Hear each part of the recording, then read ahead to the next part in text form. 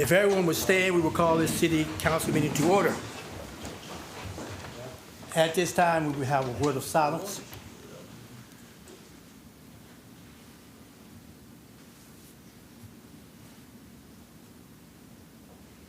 Thank you. I will ask that Councilman Michael Crisp if he will lead us into the pledge. I pledge allegiance to the flag of the United States of America and to the republic for which it stands, one nation, under God, indivisible, with liberty and justice for all. Thank you. You may be seated. Want to welcome each of you all here to the Georgetown City Council meeting for Monday, August the 11th, 2025. We're here to conduct business for the city of Georgetown. At this time, Madam Clerk, if you roll call, please. Mrs. Wilkins-Brent? Here. Mr. Crisp? Here. Mrs. Hambrick? Mr. Hampton? Here. Mr. Minky? Present. Mrs. Lesby Mitchell? Here. Mrs. Tingle Sames? Present. Mr. Stein? Here. All right, thank you. At this time, item number 3, I will accept a motion for the minutes, which was sent to you. Motion made by Mr. Hampton. Do I have a second? Second. Second made by Ms. Sames. Are there any questions and/or comments? All those in favor of the motion signify by saying aye. Aye. Those opposed say likewise. Thank you. Item 4, which is the receipt of the check registry. If you have received it, council, show by ways of your hands. Let the record show that all have received. Now we come to event applications. First, we have A, Jake's Way, Bar and Bike Cruise-In. All right, all right. Cowboys, okay. Yeah. Cowboys, thank you. Hi, my name is Cheyenne Tennell. I am here on behalf of Jake's Way with the request to close down the road frontage in front of Country Boy Brewing. It is about 1,000 feet on the intersection of Corporate Avenue, or Corporate Boulevard and Innovation Avenue. This is the 4th year consecutive running of Jake's Way where we are able to get a bunch of donations. We hold a car show. All of the money goes towards proceeds pouring back into the community, local funerals of accidental and sudden deaths of people that are in our community, and even we're starting to stretch a little further than our community. So all I'm asking today is for on the date of October 12th that we are able to shut down that road. That's Sunday. Motion, Mayor. You have heard the request and motion made by Mr. Stone. I'll second. Second made by Ms. Brent. Mayor, Yes. Question.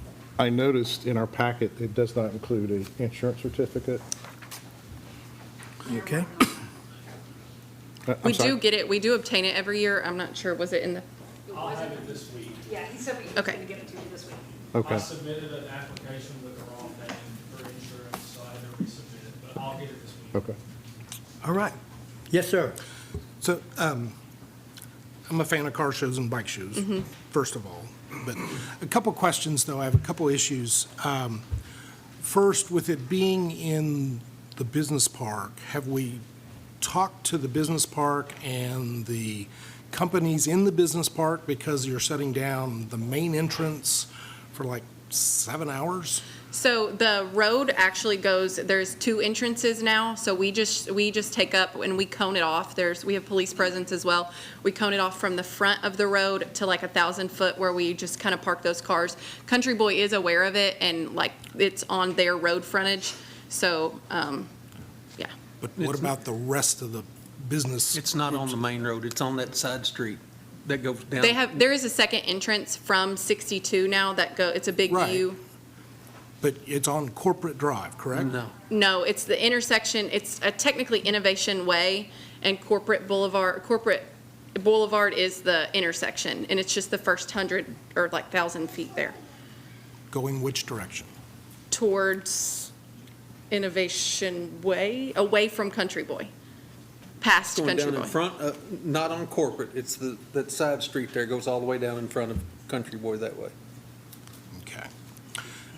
So I think we need to use the same process that we do with downtown, that we communicate to the various parties out there, not just Country Boy. And the park needs to be aware, because if we're shutting down one of the access roads, and that's not the way I read it, but we have businesses that do work on the weekend out there trying to, and receive shipments and things like that occasionally. So being able to coordinate that. The second item that I had, or the question that I have, is I'm all in support of potentially a future entertainment district to be able to allow for the movement of alcohol and things like that. What provisions are we making, or have we made in this case, to make sure, because it's not legal yet, to be able to restrict any movement of alcohol off of Country Boy's property into the show area? So we do set up signs directly outside of Country Boy that says no service past this point and things like that. And Okay. every exit point of Country Boy is posted with those Okay. signs that we place up out of, like, Country Boy has requested that, and we've complied with that every year and made sure we bring the signs for that. Okay, thank you. All right, is there any other questions or comments? All those in favor of this motion signify by saying aye. Aye. Those opposed say likewise. Let the record reflect that the motion is passed. Item B, Georgetown College Engagement Fair. Good afternoon, sir. On August 27th, Georgetown College will be hosting its yearly Student Engagement and Involvement Fair. This is where we invite local civic organizations and government agencies onto campus to interact with our student body. We have a fairly significant incoming class this year. This is a means to provide information and resources about local community involvement for our student body. We have been extremely successful with this event every year that we've held it. There's going to be, our food service provider is going to be setting up a fish fry. This is open to the public as well, so you're all welcome to come and pay us a visit. But we are requesting the closure of Robert and Wilson Drive on the 27th. Setup will commence at 2:30. The event itself will kick off at 4 and go to 7 p.m. All we're requesting is just barricades for just R.N. Wilson Drive. There will be no traffic impact on Main Street or any other surface streets on and around campus. You have heard the request. I'll make a motion. Motion made by Ms. Brent. Do I have a second? Second. Second made by Ms. Sames. Are there further questions and/or comments? All those in favor of the motion for Georgetown College Engagement Fair signify by saying aye. Aye. Those opposed say nay. Thank you very much. Thank you. Public comments, item number 6. When you come to the podium, please state your name for the record. You have 4 minutes to state your business before this council, and Madam Clerk will time you. At 3 minutes, she will let you know that 3 minutes has elapsed. And then from that point on, you have 1 minute to finish it up, and then we again be respectful, so we may also hear the others that may want to speak. First, we have Chief Seth Johnson. Good evening, Mayor. Good evening, Council. I'm here tonight, I'll be very quick, to introduce to you the new director of Toys for Tots. Just a little background for Toys for Tots, it predates me. The fire department has always been a big proponent, a big supporter of Toys for Tots, and we want to keep it that way. So without further ado, I'll announce Billy Calvert as your new director for the Toys for Tots program, and I think he's got a few words. Thank you, Mayor, Council, Chief. Billy Calvert with Toys for Tots. So Toys for Tots started in Georgetown in 1998. Firefighter David Razor took this over. It has been a big program. For those of you who don't know what Toys for Tots is, it's a national organization ran by the United States Marine Corps, and they provide new unwrapped toys for underprivileged children at Christmas time. So 1998, David Razor started it, and a little over 10 years ago, Scott Markey took it over, and they both did a fantastic job with it, and I just hope that I can do half as good as they did. But I just wanted to reach out, just introduce myself. Thank you all for allowing us to use the Main Street for the chili cook-off. That's our big thing. It kind of kicks off our campaign every year. We need some cooks, so if anybody's interested in cooking some chili, we could definitely use you. But last year alone, we provided toys for about 875 kids in Georgetown, Scott County. This year, I'm hoping to do, I don't want to do it, but I want to do over 1,000. It's unfortunate that we have to do it, but I'm glad that we are here and able to do it. But I got some information for the chili cook-off. Anybody needs that? And but that's all I got. If you need anything, we're here and looking forward to the future. Thank you. Thank you. And again, let me thank you for your services for this outreach Maybe that we'll you all get on the do. news again this year. Excuse me? Maybe we'll get on the news again like we did last year. Yeah. I try to stay off it once in a while, okay? But again, thank you for that, your outreach. I'll tell you what, that is something where we're helping the needs of kids that are in need, and that's a big thing. And I appreciate that, and this council appreciate what you all do. All right, next we have, it's mayor comments, and we'll start off with the police department promotions and officer introductions. Chief Allgood, yep. I'm sorry, hold on, I got one more, I'm sorry. Got ahead of myself. I'm sorry, Miss Lori, come on up. I'm so sorry, I'm so sorry, I skipped right over you. Okay, Miss Lori Saunders will be up here for the Best of the Bluegrass. Festival of the Horse. Festival of the Horse, thank you. Both. If you all recall, I was here a couple of months ago about the Best of the Bluegrass Festival of the Horse and mentioned that we were not real sure where Fox Creek Amusements was going to be this year. And I would come back and let you know what they have decided. So we are going to use the parking lot behind City Hall and the parking lot between the Justice Building and the County Attorney's Office. Like we did last year, we will notify everyone in the surrounding area to please utilize for that week and weekend the parking lot where the center of town used to be. Okay. So just as a reminder, we normally rope off and shut down around that area on Tuesday. So between Tuesday and Wednesday, that parking lot and the parking lot that I mentioned between the two buildings will be closed off so that Fox Creek Amusements will come in around that time.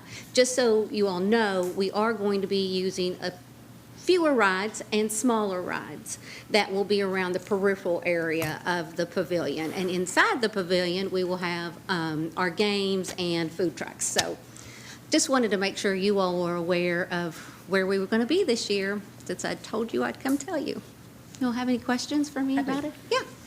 Lori, what about the farmer's market on that Saturday? So the farmer's market, I'm so glad you asked that. Thank you. They are actually going to come up top, and they're going to be in the museum parking lot with us on Saturday and possibly Sunday. I'm waiting to get their specific times, but we're excited to have them with us. We've always wanted them to come and join us on the top of Main Street for the festival, so I think this is going to be a nice addition for us. Okay, anybody ask any other questions? Miss Lori, as always, thank you so much. Thank and you. My apologies for my oversight. I'll forgive you. Thank you. All right, next is mayor comments. Now, Chief Allgood.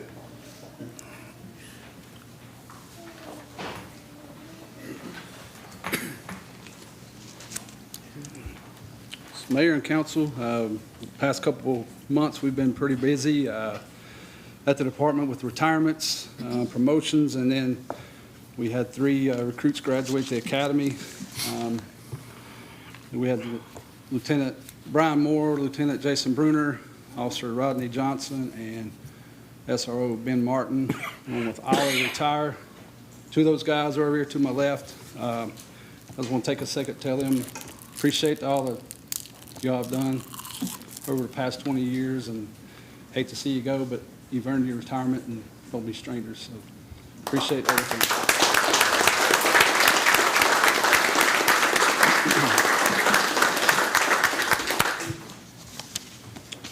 So promotion-wise, I'll start with the promotion of Lieutenant Crump to captain. Get Captain Crump, come on up. While he's doing that, I'll read you a little bit about him. He graduated from Harrison County School in 2009, enlisted in the United States Army after graduation.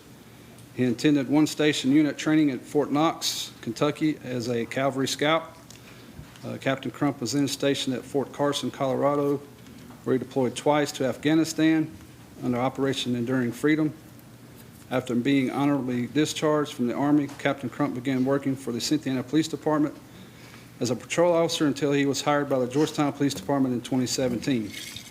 Captain Crump has worked on patrol and in the Criminal Investigation Division, where he was promoted to sergeant in 2021. He was promoted to lieutenant in 2023, where he was over third shift patrol in the Criminal Investigations Division, and he was promoted to his current rank of Operation Captain in July of 2025. Captain Crump. I believe his wife's here to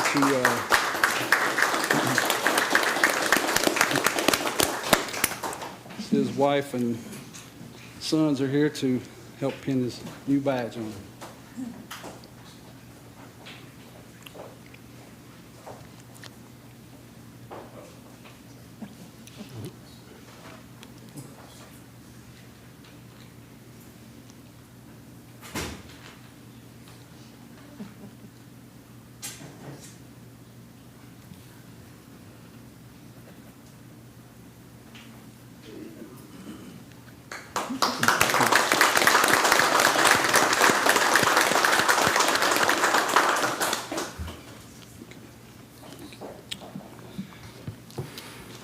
We have three sergeants that were promoted to lieutenant.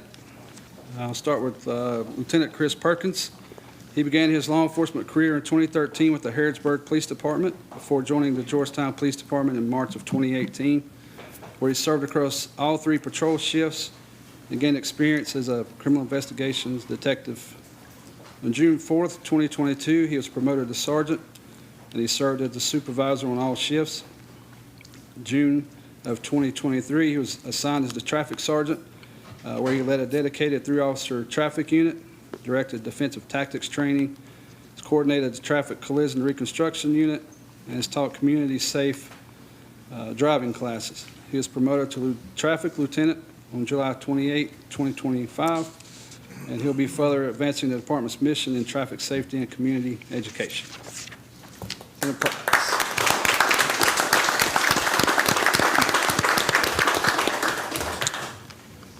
Next is Lieutenant Aaron Wilson. He began his career in the law enforcement in 2009. He served 4 years with the Fayette County Sheriff's Office. In May of 2014, he joined the Georgetown Police Department, where he served in multiple leadership and operational roles. He was promoted to the rank of sergeant in 2020 and took command of patrol second shift. In addition to his shift leadership responsibilities, he also oversaw the department's bike unit and managed the sex offender registry unit. November 2022, Lieutenant Wilson was assigned as a detective sergeant in the Criminal Investigation Division, where he led investigative operations. Lieutenant Wilson holds a bachelor's degree in psychology from the University of Kentucky. Before entering law enforcement, Lieutenant Wilson began his service to the nation by enlisting in the United States Navy on September 1st, 2001. He spent 5 years assigned to submarine service. On July 28, 2025, he was promoted to his current rank of lieutenant, and he now oversees the Special Operations Division. Lieutenant Wilson.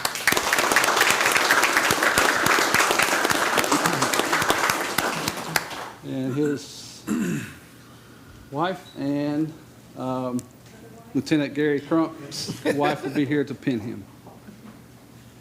He'll be wearing the same unit number as Lieutenant Gary Crump.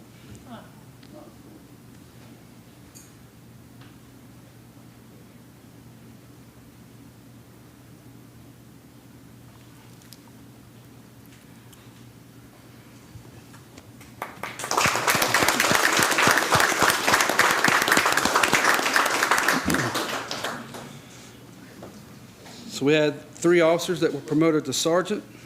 The first one is Sergeant Colin Tips.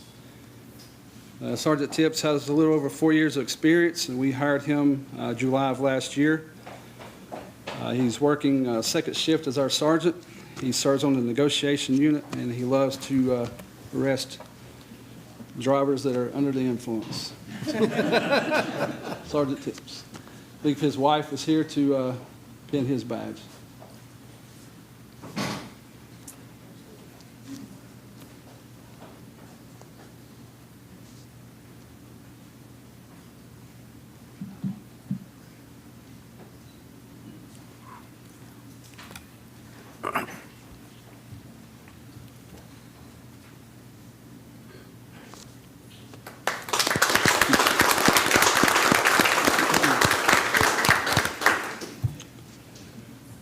Next, we have Sergeant Tom Otis. He has a little over 15 years' experience. He came to Georgetown Police Department in January of 2018. He has served in patrol, has served as a detective. He's now our second shift sergeant. He's also a member of our traffic crash reconstruction unit, our sex offender registry unit, and our alcohol criminal enforcement unit. Sergeant Otis, and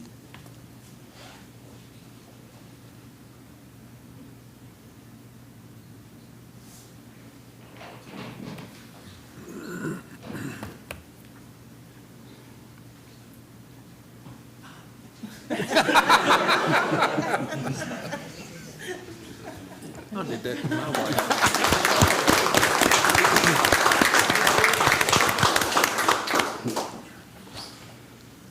we have Sergeant Catron, has right at 5 years' experience.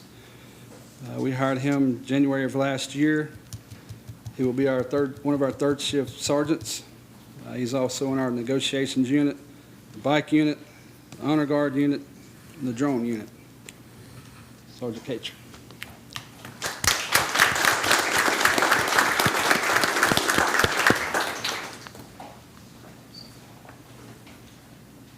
This is what you're usually supposed to yell. It don't count if you don't have blood.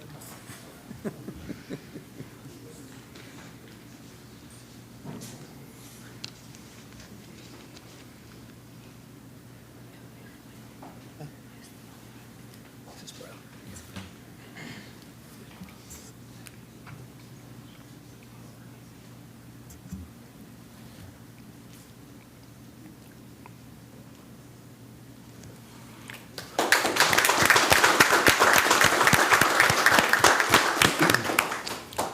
And last Thursday, we were able to go to Richmond and bring home 3 of our recruits who completed their basic training. So we have 2 of them here with us tonight. Officer Wright decided to take a well-deserved vacation right after his graduation, but we have Officer Butler and Officer Ritchie. While in the academy, Officer Butler received an award for firearms proficiency, and Jesse Ritchie was well-liked, worked very hard, kept the other 2 in line. And Brian, who's not here, was a class adjutant, and he also received a high academic proficiency award. So we're very glad to have these 3 guys to add to the force, and congratulations to both of them.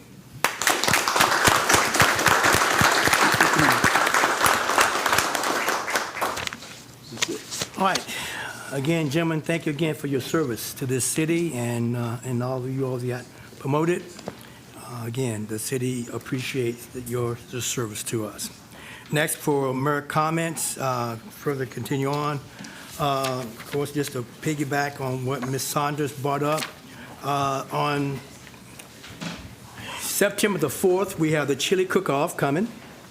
And so, like they said, if you got some chili you want to cook and put out there, they'll be glad to have you. And I think that starts at 6:30 on the 4th. On the 5th, 6th, and 7th, we're going to have some visitors. The mayor from the Tahara City is coming to visit us. Again, this is our 35th year of the Georgetown Sister City relationship that started back in 1986, 1990 to be exact. And so here we are today celebrating that. And they're going to come and visit us, and you're going to get some invite to some of the activities that we're going to have going on. And so you'll be, stay tuned for that. And then the following week, there's a delegation headed by me going over to Japan for 10 days, and we're going to celebrate their festival and activity. That'll be September the 10th through the 20th.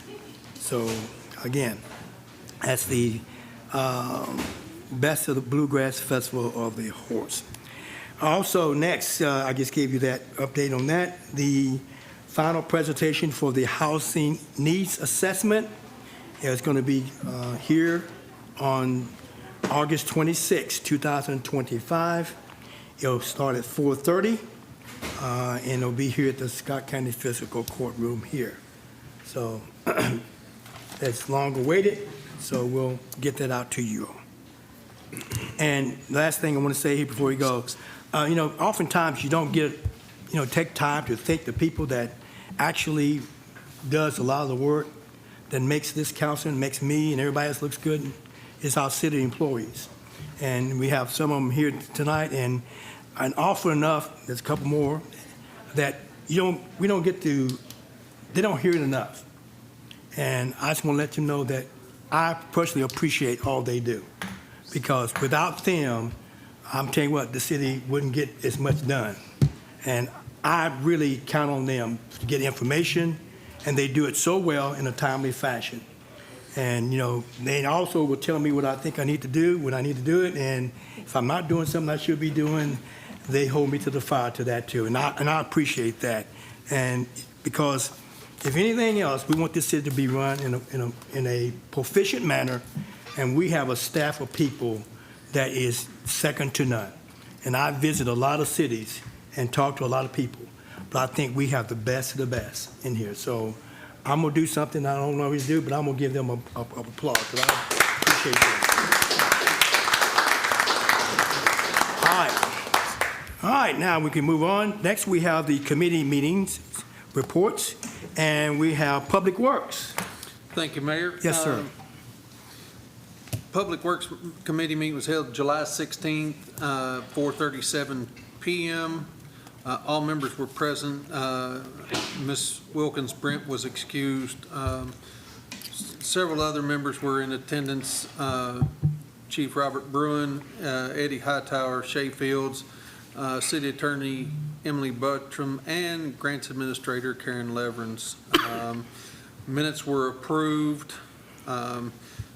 One thing that we did discuss, I'm glad we've already moved on it, is the knuckle boom truck that was purchased already and it's put into use. General update from Public Works is code enforcement moving, sidewalk or stormwater outfall cleanouts, fixing roadways and getting ready for event season. City Engineer Hightower reported that the Marshall Park restroom addition plans are being finalized and will go out to bid soon, and that the sanitary sewer installation will be bid separately. Also ongoing projects are the re-bricklaying of sidewalks on Main Street and the Indian Hills Stormwater Project. Mayor Jenkins reported that Republic Services would be coming to a future council meeting in August, which was the last one, which was already done. City Attorney Buttram reported that the city's gas franchise will be opened up on July 22nd. And the meeting was adjourned at 4:53 p.m. Next, we have the Finance Committee. Thank you, Mayor. The Finance Committee met on July 21st, 2025. All were present.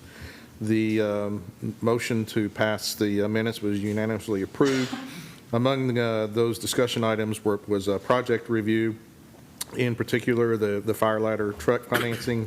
We discussed two different options for financing: a government lease through the manufacturer or a tax-exempt financing with local institutions.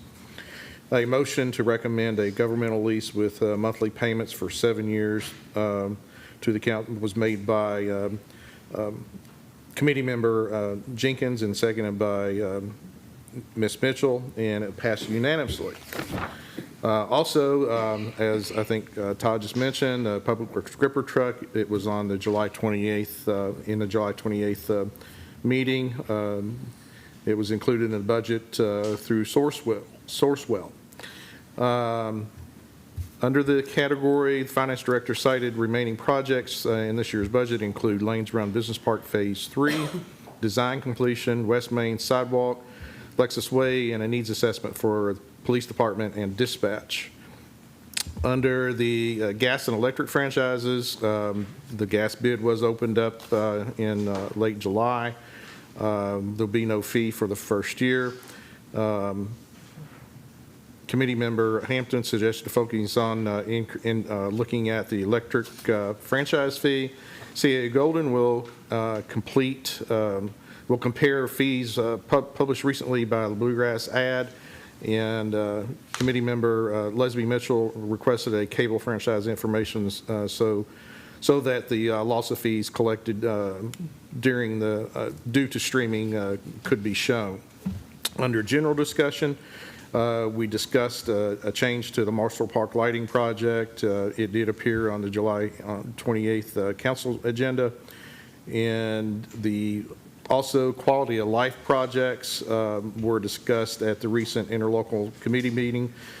In particular, the discussion centered around the Georgetown Scott County Phase 2 Suffletta Park, which includes a lap pool and Great Crossings Park project for additional ball fields. The meeting was adjourned at 8:46 a.m.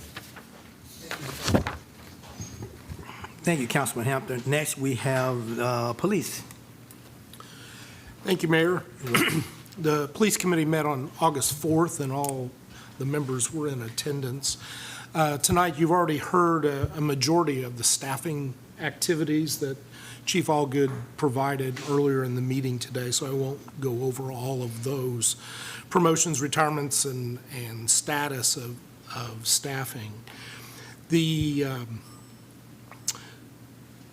did review the new drone that was purchased, that has been received, and they were anticipating training this past week so that they could begin utilizing that. And so they brought both of the drones up so that we could take a look at those. And they will be a great asset to the police department and others as well. The chief also talked about we're in the midst now of the Kentucky Association of Chiefs of Police. They have an accreditation program that they come through every 4 years, and so they are either on site or will be on site to complete that portion of their review, and so we anticipate good results from that as well. In terms of additional conversations that we had at the meeting, we did discuss further about various ways for parking enforcement downtown that would, so we're looking into those areas a little more so that they would be compliant and defensible. We also had a conversation about continuing the investigation of apprenticeship programs that would factor in safety officers as a way to help supplement some of our activities there. So we're going to continue to investigate that. We also had a very good conversation about mental health programs for our officers and some best practices that are going on around the country. And so we had a very meaningful conversation in my mind about that, and looking to see what we may be able to do there to support our officers, as well as the dispatch that experience those things. We did talk a little bit about some of the high visibility responses that had recently occurred. And then the last item that we did discuss, the city has been working on the MOU for the SROs with the school system. And so we anticipate that to be completed next month, coming to the committee and then on to the council for their review as well. And that was it, Mayor. Thank you, Councilman Minke. Next, we have, I'm going to adjust the schedule, the agenda a little bit here. I'm going to move item 13, which is the city engineer, and I'm going to ask Jack Connor to come up, and he's going to talk a little bit about the amendment to the Lane Run Business Park Phase 3 Design Service Contract. And I'll be Mr. very, Connor. very brief if I can. I'm going to give you a map in just a minute, but this is a continuation of a project for the Phase 3 of the business park.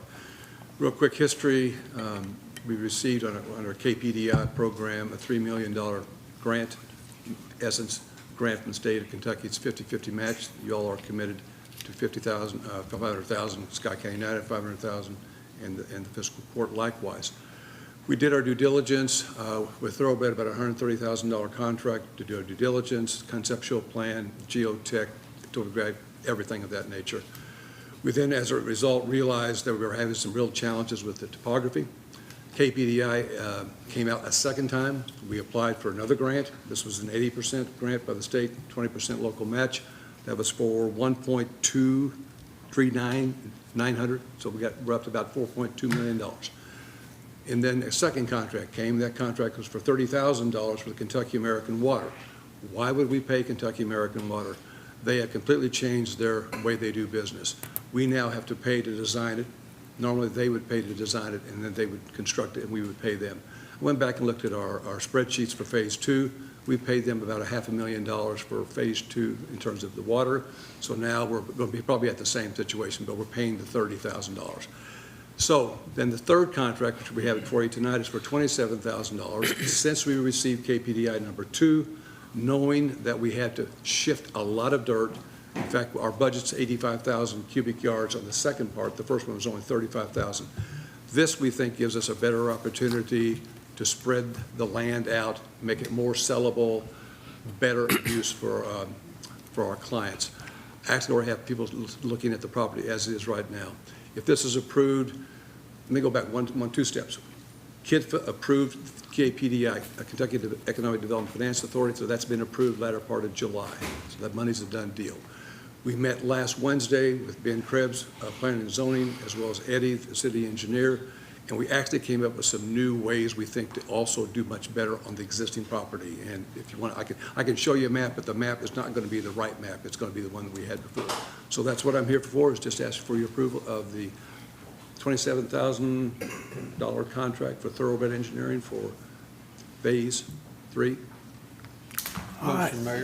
Second. Okay, motion, thank you. Motion made by Mr. Stone, second made by Mr. Minky. Are there further questions and or comments? All those in favor of the motion signify by saying aye. Aye. Those opposed say likewise. Thank you, sir. Thank you. all. Thank you for moving me up. All right, anytime.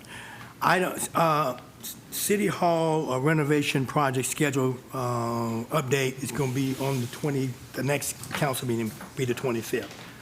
We sent something out, you all should have got something from the office, and so that's being pushed to that time, so everybody know. All right? Item 10, the second readings. We have 3 second readings tonight and voting. So item A, zone change ordinance, ZM-2025-20, 1782 Frankfurt Road, Ward Hall. Sponsors Michael Crisp and Kim Minky.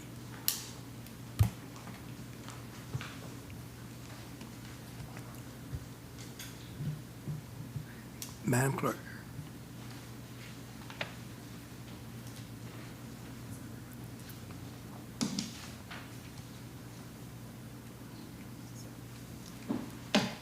An ordinance changing the zone classification of certain real property containing approximately 40.11 plus or minus acres located at 1782 Frankfurt Road, Georgetown, Kentucky, from A1 to C1. Summary. Rezones approximately 40.11 plus or minus acres located at 1782 Frankfurt Road, Georgetown, Kentucky, 40324, Scott County, PVA, parcel number 140-10-004.000 from A1 agricultural to C1 conservation. 2, provides for repeal of inconsistent law, severability of provisions, and effective date upon passage and publication. The full text of this ordinance is available for examination in the city clerk's office, 629 North Broadway, Georgetown, Kentucky, 40324, or at www.georgetownky.gov. Publicly introduced and read for the first time July 28, 2025. Publicly read the second time August 11, 2025. Okay, council, at this time, I will entertain a motion for the second reading. Motion made by Mr. Minky. Do I have a second? Second, Mr. Mayor. Second made by Mr. Chris. Are there further questions and or comments? At this time, Madam Clerk, would you roll call, please? Mrs. Wilkins-Brown? Yes. Mr. Crisp? Yes. Mr. Hampton? Yes. Mr. Minky? Yes. Mrs. Lesby Mitchell? Yes. Mrs. Tingle Sames? Yes. Mr. Stone? Yes. All right. At The record reflect that the motion passed at 7-0. Item B, annexation ordinance, Paynes Depot Road. Sharps property, 140-10-052.000. Sponsors are Tammy Lesby Mitchell and Kim Minky. Madam Clerk? An ordinance annexing into the city of Georgetown certain real property containing approximately 30.22 plus or minus acres located on Paynes Depot Road, west of Copperfield Lane, Georgetown, Scott County, Kentucky.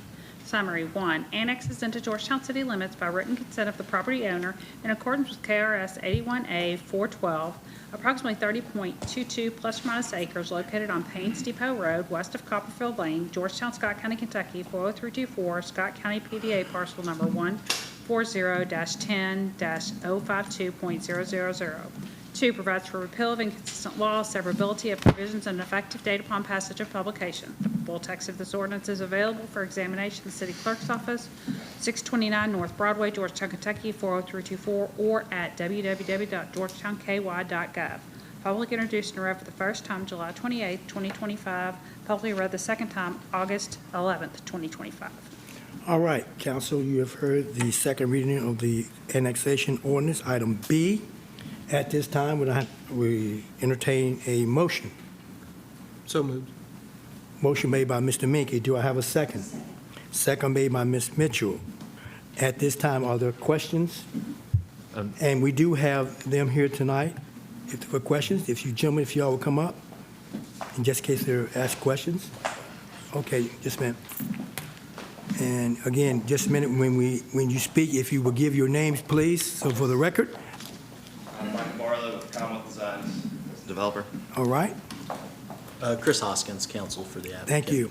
All right, at this time, Mr. Chris, do you have a question? Yeah, sure do. I've got a few questions. Thank you for being here tonight, Mr. Barlow.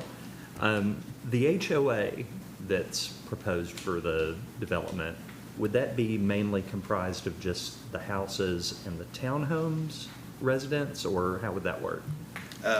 We would have one HOA for the single family detached. Townhomes would have a separate HOA as well for each building for, roof costs, building attached, since they're attached, it'd be a separate HOA. Okay. That makes sense. Yeah, it sure does. Looking at the proposed development plan, when you see the pond and the stream on there, I see in the whole development a whole lot of concrete or a whole lot of paving. Have you guys given any thought to what the runoff might be with regards to not just the pond area, but the stream? It seems like lots 51, 38, 37, and 61 might end up having some issues if we get a lot of rain there. We have. We've got planned spaces for stormwater management. Additionally, Georgetown Scott County Plan Commission has pretty rigorous stormwater runoff requirements, including water quality for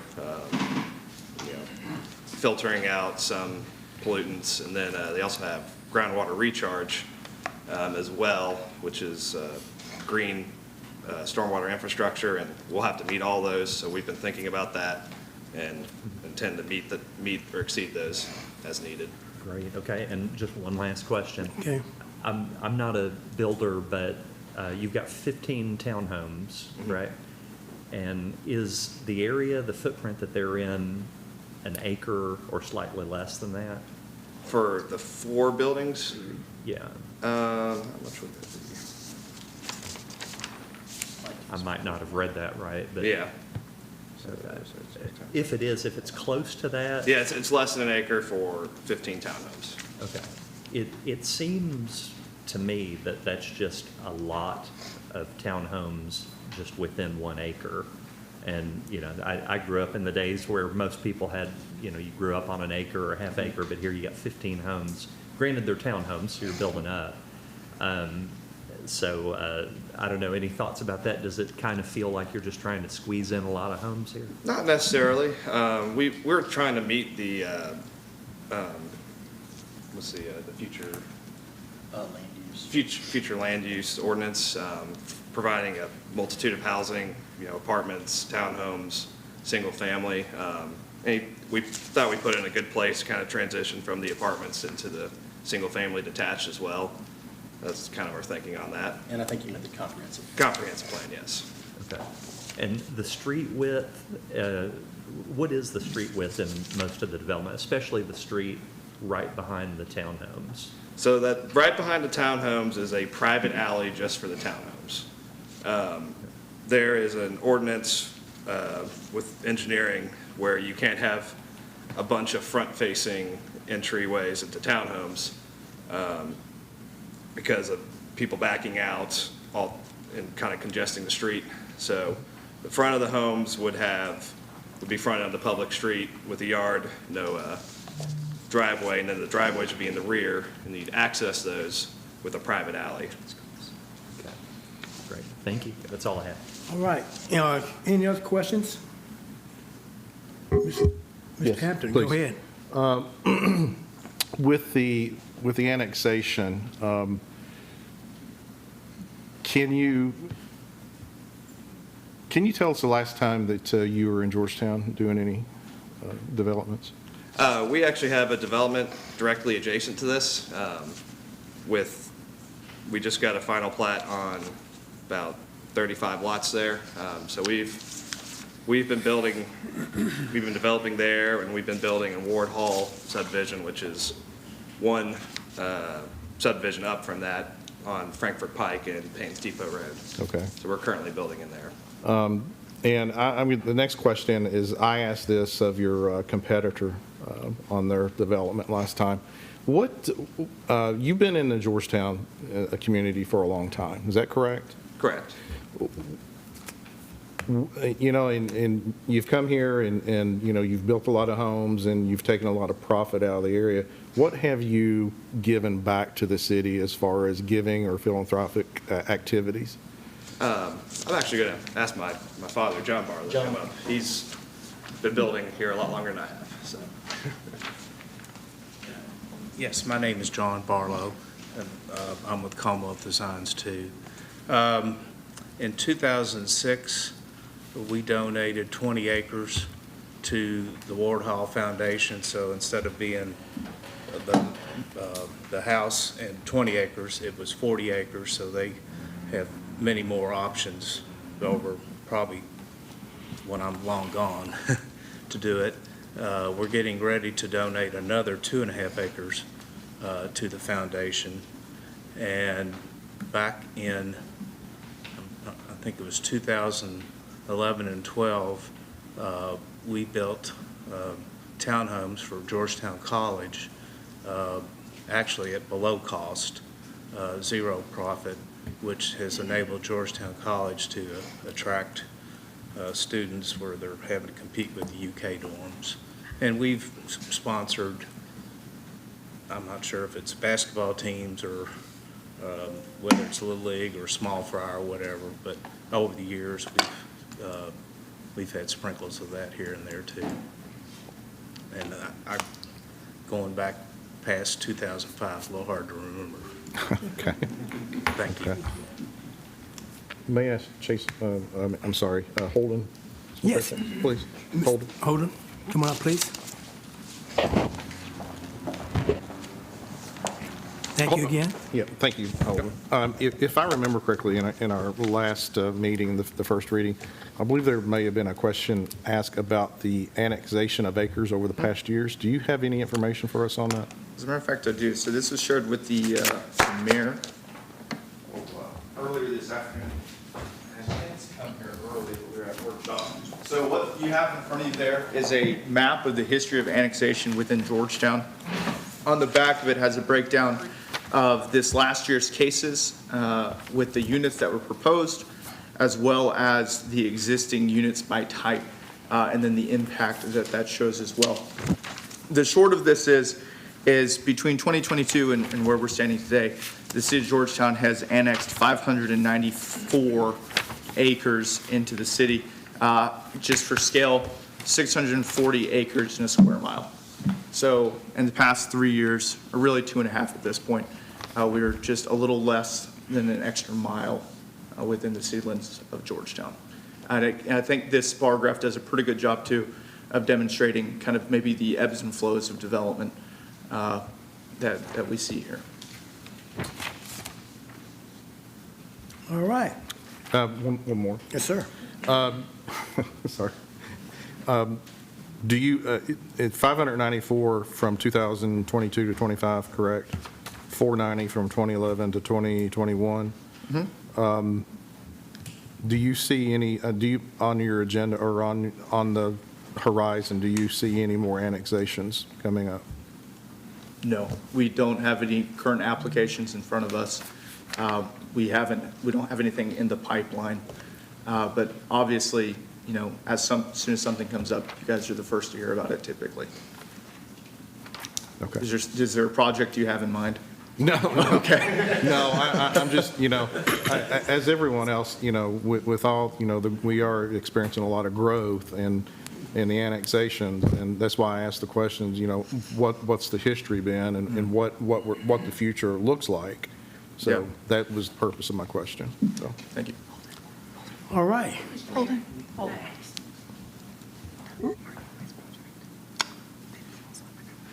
yeah, okay. What was that? Yeah. I'm so glad you have a city attorney here. She's doing a great job. I was reminded the marketplace at Frankfurt Pike that you guys had previously considered and brought in, there was a remainder tract that used to be, I believe, a KYTC field office or something like that. Very small. Very small, just a couple of acres. And so that'll be basically finishing off that box. He's correct. He's saying there is an annexation project that's coming soon. Yeah. It's just a very small. Yeah. Yeah, just wanted to clarify for the record. Thank you. Yes, Ms. Sames. I actually said most of what I wanted to say last week. I was pretty full of it last week with what I said, but I actually stand by the things I say. And thank you for getting back to us on how many acres have been annexed in. Do you have, I sent you an email, and I know I didn't send it till Friday morning, but when I left, you hadn't responded back to it, with the 3 additional projects that were annexed in. Did you ever get a new on that percentage of Yeah. apartments? So if you'll flip that page over, Okay, there you go. thank you. So what this basically breaks down again is as of December 31st, 2024, the unit counts that the city of Georgetown had, and then it looked at the PDPs, PSPs, and then the ZMA concept plans that we've approved since May of 2024. Now, again, we know that a concept plan does not equal a housing unit. A preliminary development plan does not equal a housing unit. But just to kind of give an idea of what the percentages are and what they could be, single family, as it currently stands, is 11,596. That represents roughly 68% of the total housing units throughout Georgetown. With the cases that you guys have considered up to this point, and I did include the Sharp property, that'd be an extra 471 single-family homes, which would then at the end, basically, I'm just going to skip to it. You guys can read this. You're looking at, with all of these projects going through, a reduction of single-family as a percentage of the mix from 68 to 64, or 65, excuse me. And then you have an increase, what apartments represent, from 18 to 21. So you're swapping 3 percentage points there. Townhomes as a percentage remain the same, while you do see slight growth in that segment. For context, Kentucky at large, and I was able to find this through a Kentucky housing needs assessment, so I'm excited to see the Georgetown housing needs assessment. For the Kentucky at large, the entire state mix is 67% single family. And so obviously that takes into consideration both the urban areas as well as the rural areas, but 67 is the current mix. For a large metropolitan area like Cincinnati, we are not Cincinnati, we're also not Lexington, but they had numbers that were available. They have about 47% of their units are single-family units. And so it just kind of puts things in perspective there. Which is where we're heading quickly. Because if you do put the townhouses together and with the, if I'm doing it right, if you put the townhouses together and the apartments together, it's 33% versus 65%. So we're heading there very, very quickly with every development now coming to us that wants to have apartments in it, townhouses in it, or if they don't, then they get a variance for it.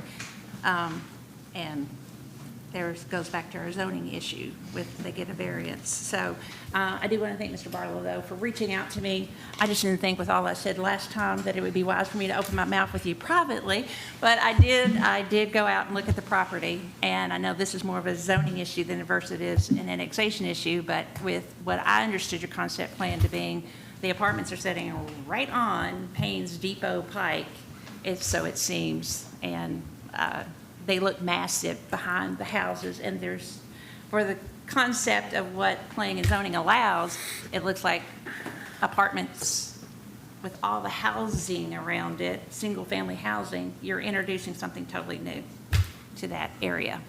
But that's my opinion. Okay. Yes, go ahead, Mr. So just a quick comment. So we have experienced a moratorium because of wastewater issues for a number of years. A lot of the development that I think that we're seeing is market-driven. So you're doing development based on market. That's just a business concept. And so the mix that you're seeing and the transition that you're seeing, I think, reflects a lot of the changing dynamics within the market. My own kids, same thing. When you look at the younger generation, they're typically looking at something a little different than buying a house because of mobility issues and those kinds of things, as well as cost issues. So there's a lot of dynamics that go on to what drives the market. And I think that's one of the things that we have to keep in mind as we talk through these various things, that what we're seeing in this community is very reflective of the market. May I make a comment? Just, it's really not a comment about this particular issue. It's a comment based on what Mr. Minky just said, to give another perspective on that. Yes, that may be the trend now, but if you look at Georgetown in particular, that's the current trend. 10 years from now, 15 years from now, 20 years from now, that may not be the current trend. But if you look at downtown Georgetown, you look at Broadway and you look at Main Street, why do people come here? They love the beauty of the historical homes and that. Nobody ever came here because they thought an apartment building was gorgeous. They come here for that. Those are the things that last over the test of time. Apartments do not, and they come and they go, and if that trend leaves, then we're at this point in time, we're like 33% versus 65% that we're surrounded in apartments. And usually apartments can get, as time goes on, I'm not talking about right now, as time goes on, they get run down, dilapidated, and they stay that way. So that's just my comment for that. Any other comment? Mayor, if I could, one of the things, and I've debated on whether I was going to say this, but most roads you come into Georgetown, from any direction, any city, what do you find? Is this a question to me? Question for you. What do you find? What do you see first? Houses or apartments? They're both housing units. Which one do you see first, houses or apartments? Well, if you're coming, I guess, yeah, you see apartments. Makes Georgetown look like a very temporary city. In my opinion, it makes Georgetown look like a temporary city and a place that people would not want to put down roots because, hey, it's all apartments. Why would we stay? So that's just my opinion. Councilmember Stone, if I would just add to that, though, in our comprehensive plan, which I understand is just a guideline, there is a specific action item to create development standards related to the gateways into Georgetown.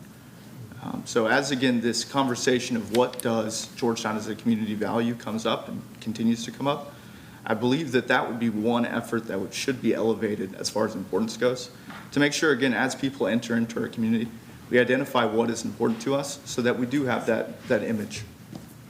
So this can be done when we have these meetings with the public coming in. They can actually weigh in and say, what do we want Georgetown to look like?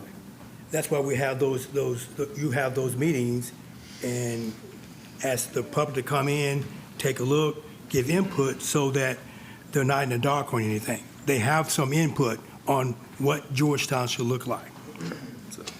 Well, Mayor, we clearly said at the 2 meetings ago, or whenever it was that we voted on the ordinance that Holden brought up here, that we didn't want more density in houses, we wanted more space between houses, we felt like because of the language of that it would put things, have denser, and we want a little space going on, which I know that costs a developer more money if they put more space involved in something. It's going to cost them more money, but we handedly turned that down, and I think that's the reason why that we did, is because we feel like Georgetown is being pushed in, and many developers, not talking about Mr. Barlow in particular, but many developers are pushing in and cutting corners as much as they can to make the money that they need for their development, or they want for their development, and then we are left with a inferior product, so to speak, as time goes on. And then that puts it back on the council, the city employees, to have to take care of the problems that those create,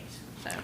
But I also think that that's why we have standards in that curtails with that. You know, there are certain guidelines has to be put in place, which they have to follow. But every time the planning and zoning will give a variance for something, when the planners ask, that ends up being a weakness, and so that's why we need to fix our zoning ordinances.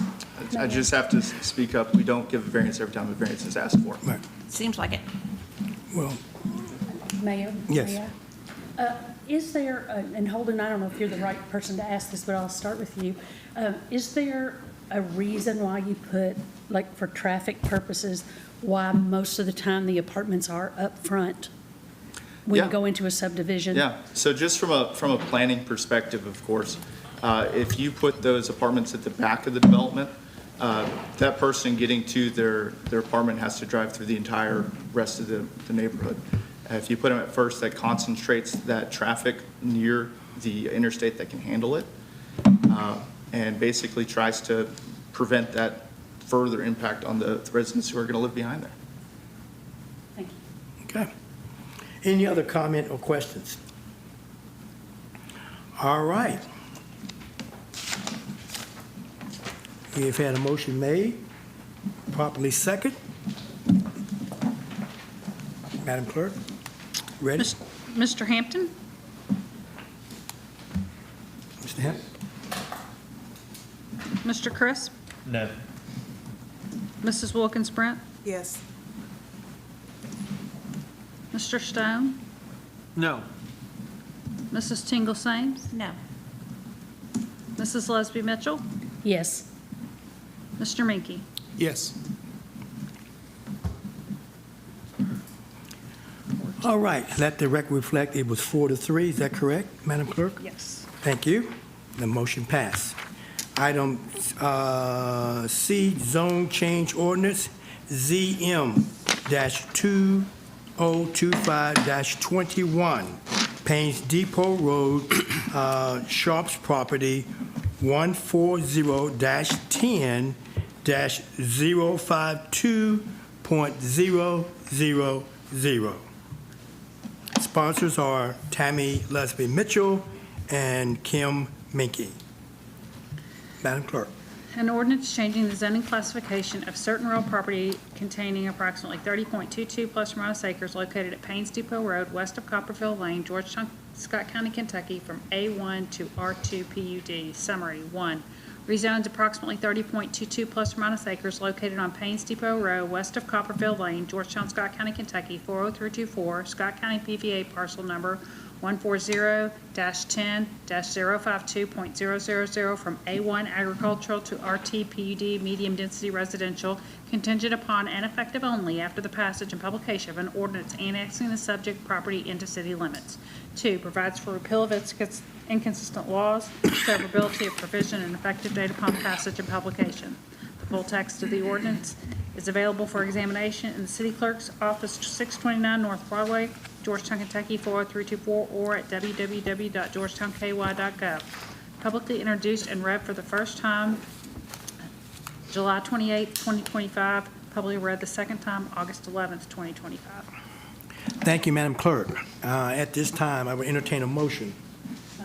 Motion made by Ms. Mitchell, second made by Ms. Brent. Are there further questions and/or comments? I do, for Mr. Barlow. I have a question for you. Yes, Now, this is clearly zoning at this Gotcha. point in time, not the mix-up that we do between zoning and annexation. On your property that you're proposing, what about, I did go out there after you reached out to me, and I did go out there to look at your property. That road is so super narrow. I know you'll have to put in a turn lane for it, but will you be able to accommodate on that narrow road right across the street from where that other subdivision lets out? How much of a turn lane are you going to put in there? Is it going to be one from both directions to turn in and to come down with it? How will you have to do that? Planning Commission requested that we provide for a left turn into our property, which we intend to build out, and it'll have to meet the queuing standards necessary for that.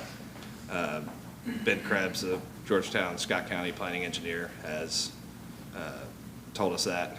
And we had a traffic study done on it as well, showing who will come out Payne's Depot, turn left or right, and who will, when we eventually tie into adjacent development, some people would go out to the bypass that way as well, depending on where their house is within the development. You don't have a light out, you don't have a light out there, and you definitely don't have a light on Payne's Depot, and probably never will there because it's too close to the other light, unless you have that property behind that as well.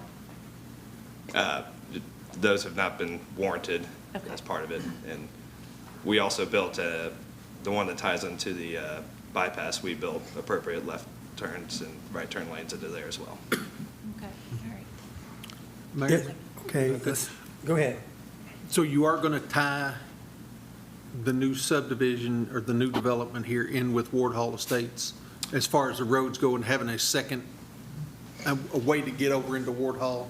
The plan shows we have Ward Hall Estates wouldn't have a direct tie-in that I'm aware of, but we would have Payne's Depot, and there's one stubbed to the north that's existing for future development, and then actually a development we're doing to the east is another one that'll eventually tie in, and then a future development. The reason I ask is because I lived in Parkside where there was one way in, one way out, and there was nobody going to tie in anywhere else. So that's why I asked, because I've lived in that situation, so. Mr. Minke? Yeah. Just one clarifying. So on Payne's Depot, you will also have acceleration lanes? Just a left turn lane at the moment. And we'll have to go through final review with the Ben Krebs at the Planning Commission as well. So, Holden, how is that reviewed? What's the standard for that? So this is the zone change application right now. They'll be back in front of us with a development plan. And so as part of that development plan through TRC and then others, we will review basically just whether they meet the standards or not. So, It's tight. Road's tight. yeah. I guess, do we know what that standard is for acceleration, de-acceleration? Not off the top of my head. Right. But yes, yeah, that's knowledge that we'd certainly have access to. The recommendation included meeting minimum width standards as well from the Planning Commission. Thank you. All right. Mayor? Yes. Holden, I'm sorry. You're getting your exercise. Almost got it. In the development plan, how many variances are listed? Do you remember? There's a number of variances. If you'll give me 1 second, I can find it exactly. But I know there are specific variances related to lot width, both for the single-family section as well as the townhouse section. Then there's variance requests as well as for the number of units per building for the multifamily. And I want to say, I'd love to look over the developer, but let me just grab the staff report. Is there a particular one? Well, I'm just looking at some of the, the lot sizes and different things. Is variances needed on all those? I mean, or, Yeah. you know, for Yeah. instance, on the apartment buildings, Yeah. they're three-story, but, you know, Yes. what is the variance on that is being asked for? So, again, I do not want to review an application prior to actually having it. But I can kind of, because the developer has provided us with what their intent is, we can kind of briefly go over the top of those. And of course, the developer does know what their variances requests will be. So these are the PUD minimum standards we requested. I'm not sure that qualifies necessarily as a variance since it would be a PUD development. No, I'll jump. Yeah, okay. Number one, I do not represent this applicant. I want to be very clear. We're obviously communicating. That's the same courtesy we give everybody who comes into our office, but this is their application. I'm going to do my best to speak from planning and zoning only. Specific to the height of the buildings, in all of our residential zones, we allow for an increase in height above the zone minimum with an increase in the side yard setback. They have requested 3-story buildings on this property. By right, they would be able to go up to 2 stories. However, a majority of these buildings that they're talking about are well away from the side yard setbacks. And so by a matter of the dimensional use standards table, for every foot they go in addition to that minimum side yard setback, they're able to go a foot higher. It's very likely that their application with the buildings where I've seen them placed on the concept plan would not need a variance because they would meet that increased side yard setback requirement. Now, Mr. Barlow brought up an interesting point, which we discussed the last meeting, which is this is a planned unit development. Anytime a planned unit development is reviewed by our office, it's with the understanding that certain dimensional regulations can be either waived or modified to allow for the type of development that the applicant is proposing. Last time we talked about that because that's the trade-off that's allowed for the increased public amenities, open space, green space, things along those lines. And so in this case, again, the developer is requesting a reduction of the minimum lot widths for a certain number of the lots, not all of them, but a certain number, an increase to that number of units per building, and then several others, again, to facilitate the creation of those townhomes. Specifically, I know one of the townhomes variances is to allow for a 0-foot setback. That is there because to have homes touch, you have to have a 0-foot setback between them. So as far as the number is, several. All of them would be what I would consider PUD variances or the variances related to the dimensional standards. With that said, each and every one of those has to be reviewed against KRS 100.243. The review against that cannot be arbitrary. The applicant has to show that there is need for the variance. If the applicant can demonstrate that they can accomplish their goal without the granting of a variance, then that's what they should do, and that's what staff is reviewing against, and that is what staff is reviewing for. Understanding again that the Georgetown City Council passed a zoning ordinance that allows for planned unit developments and allows for that flexibility in that type of development. So those are the standards we currently have. That was a lot. Greg, to answer your question. Go ahead. I'm going to follow Just up. on something that you said, we currently have 3-story apartment buildings. Lots. Yeah. We also have a downtown that is predominantly 3 stories. Mr. Hampton? Lost my question. So this is preliminary. Mm-hmm. Well, it's even pre-preliminary. Pre-preliminary. Yeah. So, you know, we're approving a zone change based on a pre-preliminary. What's to say they don't come back and, you know, the variances, if they wanted more, Yep. they would ask for those variances and we would never see it again, correct? That's correct. With that in mind, and I want to be very clear again, as we review this, number one, only if you guys decide to grant this as R2 would this even come up. But when we review this, again, we look at each variance individually. If the applicant has proposed something that we do not feel meets the state statute, we are very comfortable telling the applicant no. We are very comfortable with working with the applicant to reshape or modify a proposal to get it in line with Georgetown standards that are adopted, again, by this council.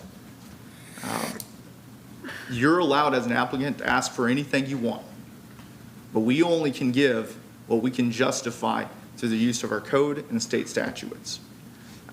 As far as why you guys don't get to see it again, that was partly on us just making the decision that at zone change, which you guys are in the process of considering, that it is the zone, the R2 PUD zone that's being requested is appropriate from Planning Commission's perspective for this property.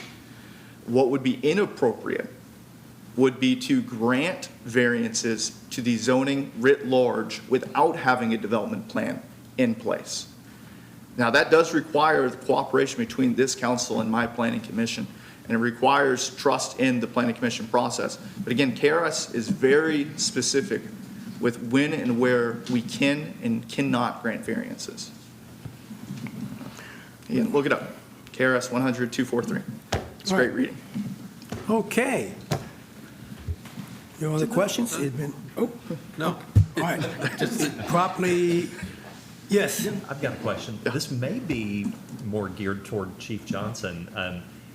Do you feel pretty good that we have a good, say, ideally 5-minute response time to get to this property? Are you asking Chief Johnson to come up?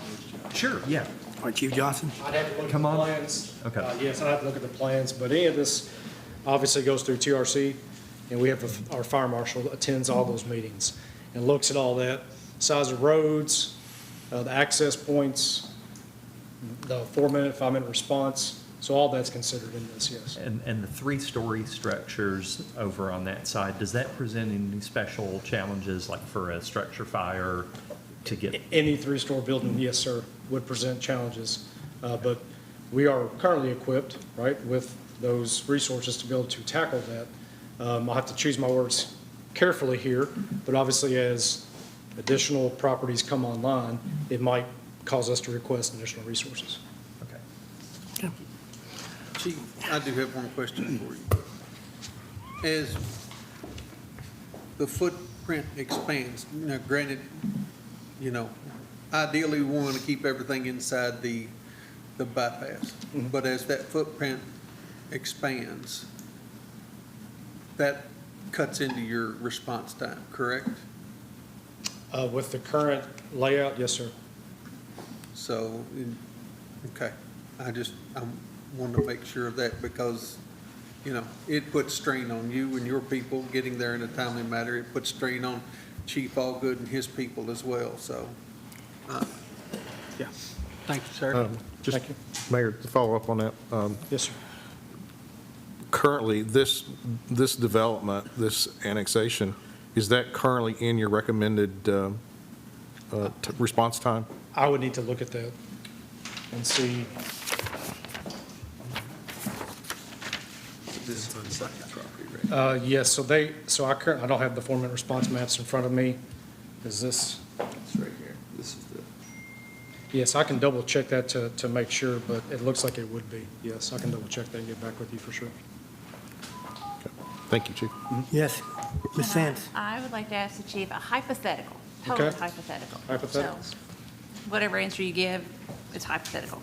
All right, so we have a fire going on at the apartment buildings that is out in my neck of town, out on Anderson, and in those apartments, and those are 3-story, very massive apartments. Where did you say on Anderson? At the Anderson Orchard. Okay. Okay. And so then we have the new apartments that Mr. Barlow is proposing. We have them over here. So we have a fire there going Yes. on at the same time. Yes. They are getting out of control on both of them. And so is Georgetown currently equipped to handle both of those fires with We, ease? in that situation, obviously, we would have all of our resources at one fire. If another fire came in, whether it was a house fire, a car fire, whatever, we would call for assistance through the automatic aid agreement, as well as mutual aid. We could ask for mutual aid from other surrounding departments. So you would have to call in Fayette County, Depending on possibly. It would depend, yes, ma'am. Okay. But I also believe that we have done that for others too. You know, Oh, and it works both absolutely. ways. Yes, So we have 100%. done that for anybody else too. Yes, When we have had- helped it. Yes, sir. I think one had something happen in Stamping Ground, I think Yes. something was going on in Georgetown. Yes. So you had that mutual aid going in both places. Yes. All right, thank you. All right. Any other questions or comments? All right. Madam Clerk, if you would have a roll call. Thank you. Mr. Stone? Yes. Mrs. Tingle Sames? No, I'm consistent. Mrs. Leslie Mitchell? Yes.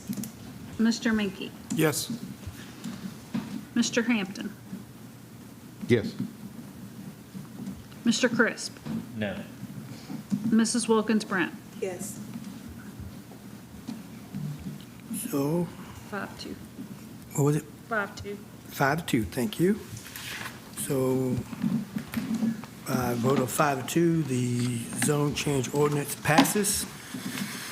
Let's go now to item 11, GMWSS, and we have Chase here. And Chase, item A, we'll do this individually. Yes, sir. Okay, individually is A, EPG for $18,448, $488.15. Thank you, Mayor. Yes, we have two purchase orders and then just a brief presentation. It's just informational update that I feel like is good information for the council. So jumping in this first purchase order to EPG, this is for repair on one of our two sewer vacuum trucks. This is our older one that's a 2010 model. And this is to replace two pipes and the associated fittings and couplings, and that's on the actual vacuum unit. It's not part of the actual truck. It's the vacuum that sits on the back. And we have to be running both trucks.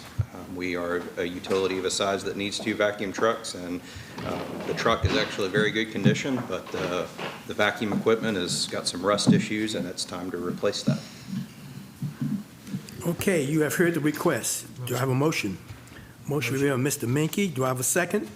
Second. Second made by Ms. Mitchell. Are there further questions and or comments? All those in favor of EPG for $18,488.15 signify by saying aye. Aye. Those opposed say likewise. Let the record reflect that it passed. Item B, Judy Construction for $658,386.90. Pay application number 52 on the wastewater treatment plant project. This is for work completed in July, and we're at 89% work complete. So we're getting very close. We're moving towards beneficial occupancy, beneficial usage of the plant. We're going to be treating water with the new facilities September 30th. So we're starting up equipment. We'll be doing official startup of the processes this month and next month. Hopefully treating water with our sequential batch reactor end of September. So this is Pay App 52. Getting very close, very excited. All right. You've heard the motion. Motion made by Mr. Hampton. Do I have a second? Second. Second made by Mr. Minky. Are there further questions and or comments? All those in favor of item B, Judy Construction for $658,386.90 signify by saying aye. Aye. Those opposed say likewise. Let the record reflect that the motion passed. Next, item C, which the Burton Tank Pressure Zone informational update discussion only. Okay, before I jump into that, I just want to point out, I sent council some information today. I'm sure you've had calls, I've had calls, taste and odor issues with the water. It's the same, practically the same memo I send out every year. This happens every year in the spring, every year going into fall, long dry periods. But just want to say the technical information's in the memo that I sent out. Please share that with anybody you like that is calling, asking questions. We're getting those questions too, but the water is safe to drink. It is not the best tasting at the moment, but we work to add the extra layer of treatment, try to get the water as as good as it can taste for what we pull in from the spring. Do the best we can with it. But it is perfectly safe to drink. There's no health issues related to what's happening, so. Chase, would it be possible for you to put that on the Georgetown Water's we can do that. Social media so that it may be shared by other council members? We can do it. Sorry for that aside, if I would have forgotten if I'd jumped into this other issue first. So, as the Mayor said, this is an informational update. I'm not asking you for any action tonight, and presented this exact same presentation to the fiscal court at their request last week, and this is related to the water system in northern Scott County. You've had a number of current customers and a number of potential customers interested in the current status of what's happening with the water system in this area. So figured we'd start, just look at some history of how municipal water came to be in northern Scott County, and then I'll give you an overview of kind of the current way we wheel or treat water, then wheel it through the system, more so on the system side. And I think we've got to touch on that a little bit so I can help paint the picture on what the issues are. And then I want to show you or focus kind of from there on what our plan is to improve and accommodate more connections in northern Scott County. So we'll address the approach in kind of the near term, the intermediate term, and then the long term. And I've sent you out some information on this as well.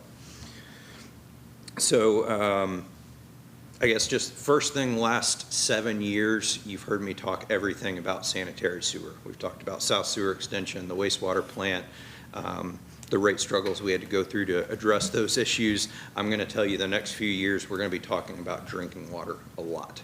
And this is a good springboard to get some information to you as council and then out to the public as well. So when we look at the history of the water infrastructure, where it extends beyond the city limits, we have to really focus on what I've come to understand as it predates me, the late 90s and early 2000 is kind of what I would look back and see as a period of collaboration between city, county, and utility. And the history, obviously, it predates my tenure at Georgetown Municipal, but I look and see what's installed as infrastructure from a city-owned utility out into the county, and I think it's pretty impressive what was able to be accomplished back in the late 90s, early 2000s. So as I've heard it spoke many times, Judge Lusby wanted, and the fiscal court wanted, municipal water alternative to every road in Scott County, the goal being to give people an alternative to wells, cisterns, and tanks. Those are still available. If somebody needs it and wants it, they can still do their water via wells, tanks, or cisterns. But Judge Lusby wanted that, and so he worked with the court and the city council at the time and the utility. The court, as I understand, secured the funding for these improvements, and that led to transmission and distribution lines in the county and an elevated storage tank. The elevated storage tank is the Burton storage tank on Burton Pike, and it's a 500,000 gallon tank. And then the water lines, they range in size from 2-inch diameter to 12-inch diameter, 12-inch being the transmission. And then most of the size of the lines between 3 and 6-inch. And I mention that because I can tell you this is part of the conversation in the county is, while I wasn't here and I don't know what was discussed, I haven't really found any documentation on it, but just being here today through the eyes of an engineer, if you're looking at those pipe sizes, 2-inch, 3-inch, 4-inch, 6-inch lines, you don't get fire protection in the far reaches of the county with that size infrastructure. Again, I think the goal was for domestic service, just drinking water, but that's part of the discussion. I'm just telling you, based on that size of that infrastructure, there's limitations to what we can do there. Also, what I think is important to note is, based on that sizing of that infrastructure, it was to accommodate existing customers as of the late 90s, early 2000s, and plan for some growth. It was not intended for ultimate bill out of the county and unlimited demand. That's not the goal there. And so it didn't guarantee service for every future project and any potential future customer. Any questions there? All right, we'll go to the next slide, please. So I apologize in advance. Maps on television screens are very difficult for Scott County. It's a thing that would be better if I switched to the side, but then I'd be doing this the whole meeting. So I have a few copies of these. If you have any questions, if you've been contacted, I have a few hard copies of all these maps, or I can get more, but just get with me after the meeting.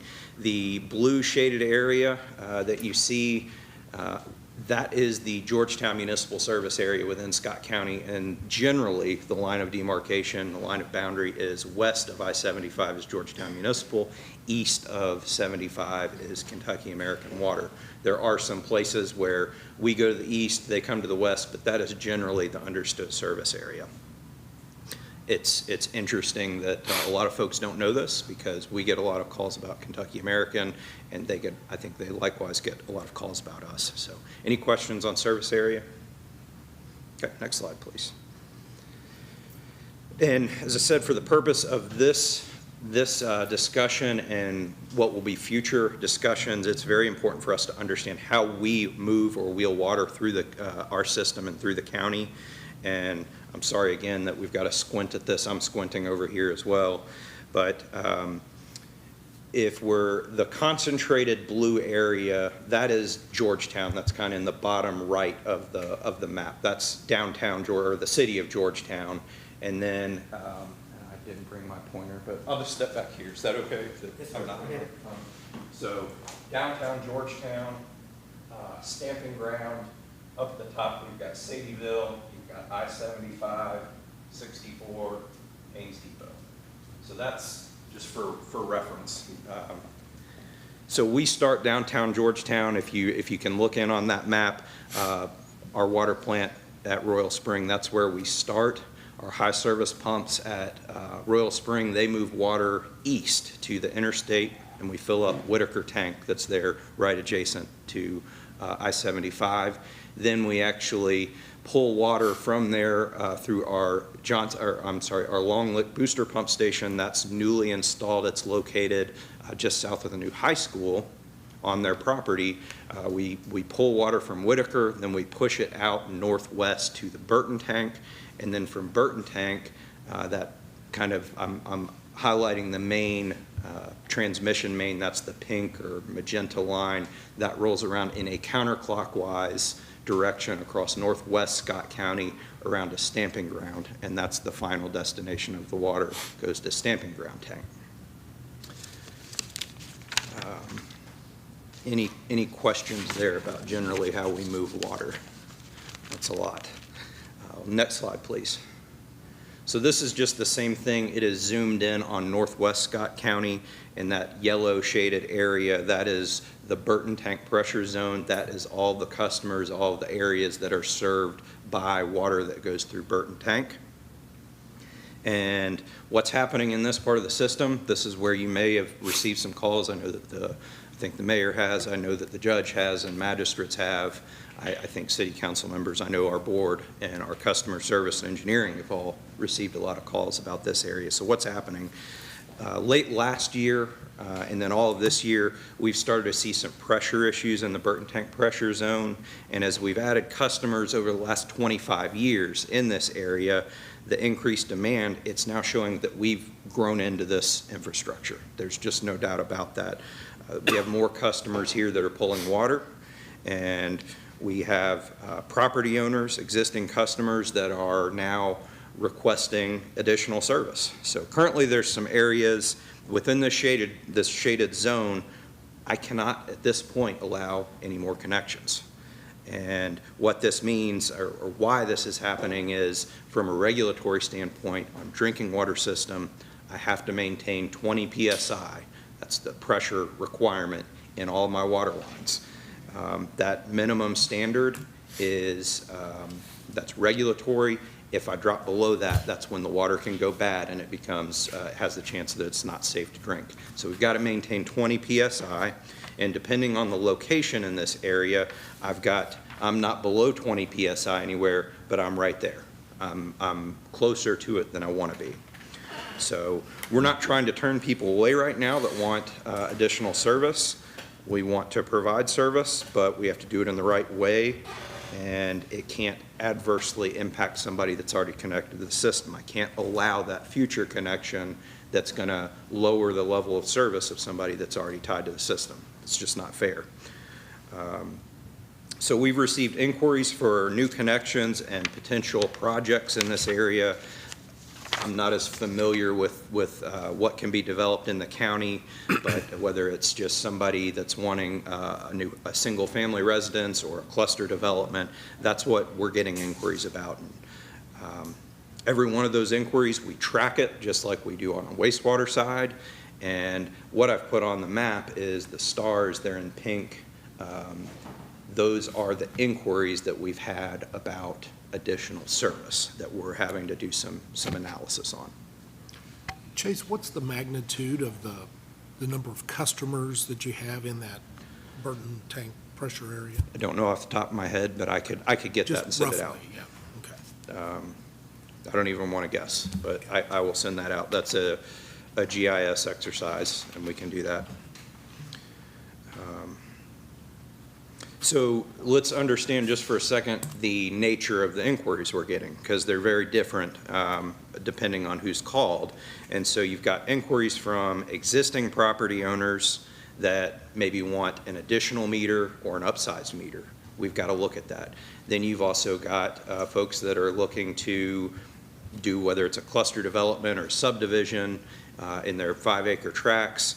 And some of those are urgent projects. People want to do them today. They're serious projects. However, I will point out that on some of those stars, there are folks that have potential projects. They've heard about this, and now they're saying, well, I may want to do this down the road, but I don't have something today. And I think that's two different situations. They're both important, but the ones where folks need to do something today, they've got a subdivision plat today.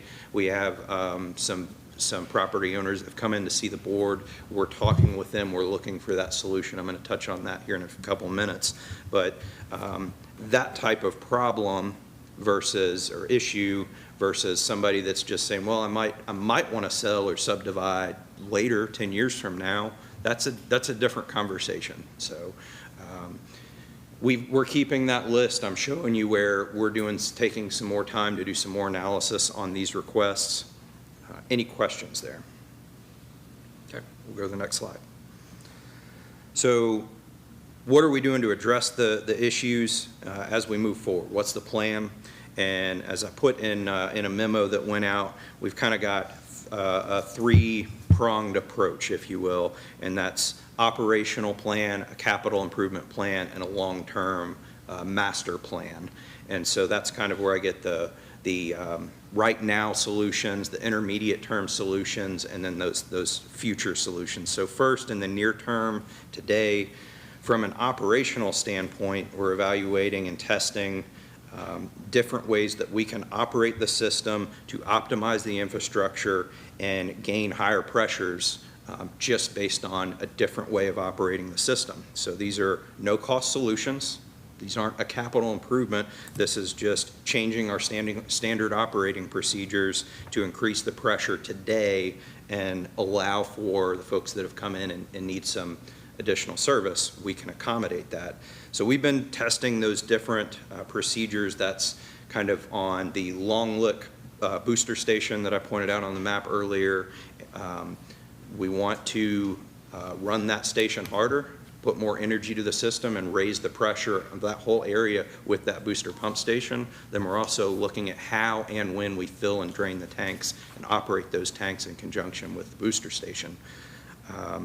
So already we're seeing very promising results there. Places where we were previously seeing 20 PSI, we're already up to 40 PSI. We've doubled the level of service. Some places we're at 50 PSI. And we've had some customers that have called a number of times over years and said, I don't have good enough pressure. And then they've called in recently and said, whatever you're doing, keep doing it, because it's helping right now. So some of the folks that need additional service now, I actually think just based on operational changes, no cost changes, we're going to be able to accommodate everybody that's made an inquiry as of today. And I'm hopeful that we're going to be able to accommodate anything for probably the next year. Maybe more. It's all dependent on who all comes in and wants another meter. Sounds good. Well, Chase, thanks for the update. One question I've been getting a lot from citizens here, within the city.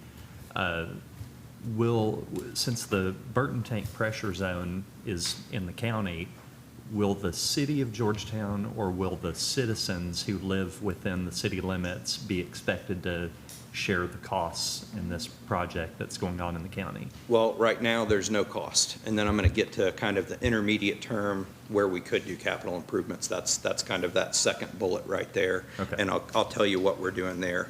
So we know that operations is only going to take us so far, right?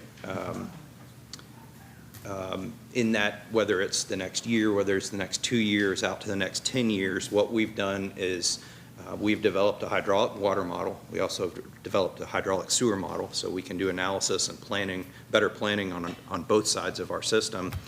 But the deliverable for that, and that has been paid, that work has been paid out of a grant, so not out of rate money, where we've been able to develop those models. Senator Thayer helped us through the state legislature to get that money. The deliverable from the engineer will be a list of smaller capital projects. It's not going to be a master plan with a multi-million-dollar project. We've got to break this up into smaller, more manageable things such that we can eat the elephant, the proverbial elephant, one bite at a time.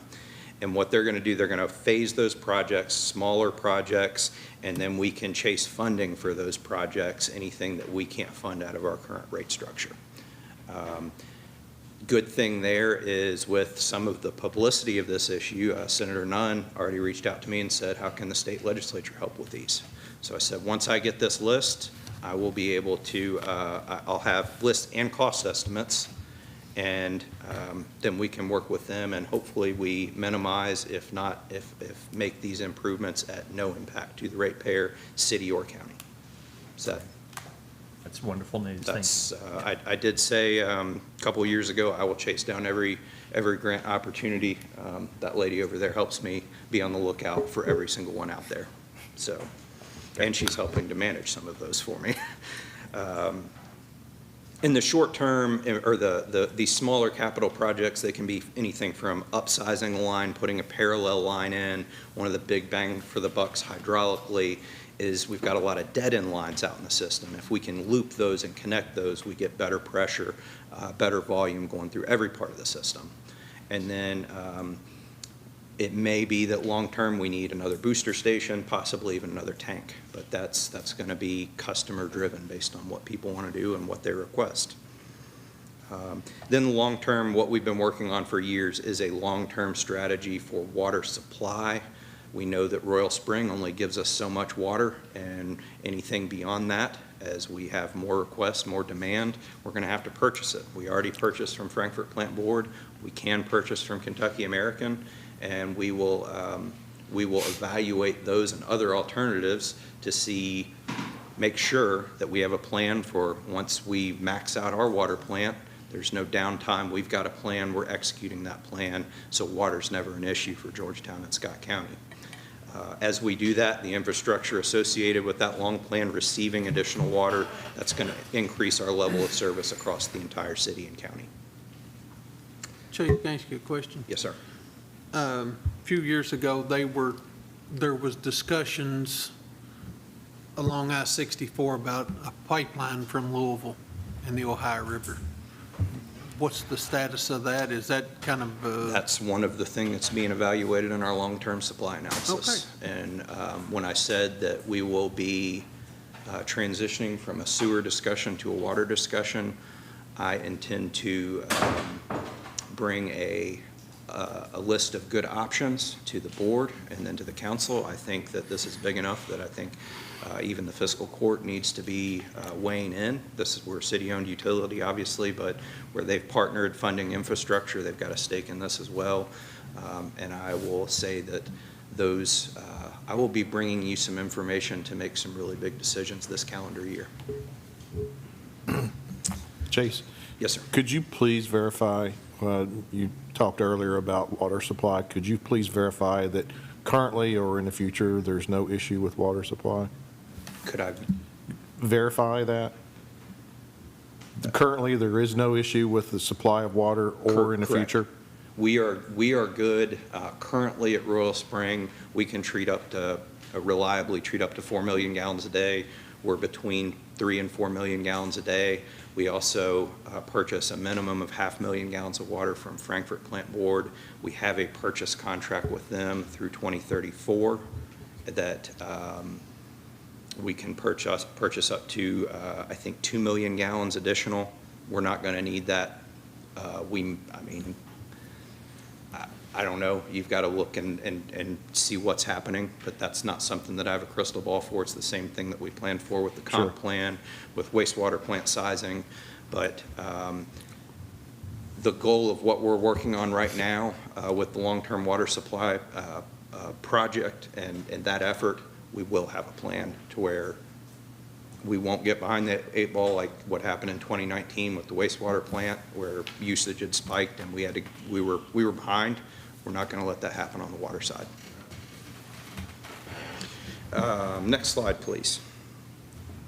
So as we look to these improvements, and we go back to this, I pulled these slides directly from what we had a presentation to council back in March of this year, is how we govern and how we manage new projects and new connections at Georgetown Municipal. So infrastructure, as stated here in our certification that goes on any subdivision plat and preliminary final development plans, is infrastructure installed for and to the benefit of new development, whether that's one residence or 500 residences, that's paid for by the development, meaning the owner or the developer. So certification here that goes on those plats: construction of the proposed water distribution system shall be at the cost of the developer without reimbursement by Georgetown Municipal. So we're trying to minimize impact to our existing ratepayers in the city or in the county. Does this policy work for everything? I think this is the right way that we manage, that the board allows me to manage. If it's one customer in the county that would require for one home to do 2,000 feet of water line extension, do they get caught? Is that a difficult situation that this doesn't address the best? It does. But overall, I think this is the way we should manage the utility, and I'm glad this is the direction that our board has set. Next slide, please. I'm almost done. And I included this. This is just going back to our hydraulic modeling that we've completed on the water and the sewer side in the last 2 years. This helps us have a better plan for the future. We can really see that when we evaluate a new project, we're making sure that it's not impacting our existing customers. And this is also paid for by the developer with this fee schedule for a minimum analysis, and then ongoing on hourly rates. So that's just why I included this. I like people to see this and know that our existing customers are not paying for the new development. And we'll go one more slide here. And this is just further policy from the engineering manual that we ensure that the growth pays for growth. And while everybody doesn't like this, it is applied fairly, and it's applied uniformly across the board. So I'm mentioning this because as you get these calls, especially in the northwest part of the county, of somebody saying we don't have Georgetown Municipal's holding up a project. If you want service now that I can't provide, you're always welcome to fund that infrastructure yourself, and then you can have service now. As we work towards chasing the funding down and doing some improvements, it just might be if you're waiting on us, you've got to do that on our schedule. So it's a balance there. The policies don't always work perfectly, but overall I feel like they work well, and I'm happy with where those are. So I'll stop there. Any questions? Chase, I guess with growth pays for growth, the likelihood of a big developer like a Ball Homes to go into, in the near future, to go into this particular pressure zone and develop, it's pretty low probably because. I think it's low because of zoning standards, and Holden already left in the county, that you've got minimum acreage, 5-acre lots, and it's just very different between development in the county versus development in the city. And I think that would be probably what would be challenging for that type of development in the county versus in the city. Yeah, and the residents there who either want a water tap on or do a small development, a lot of them just face financial challenges and find all of that stuff expensive. So, it seems Ball Homes and them can afford that, but it seems like a lot of the residents there can't. But maybe that can get resolved in the future. Thank you. All right. Any other questions? All right.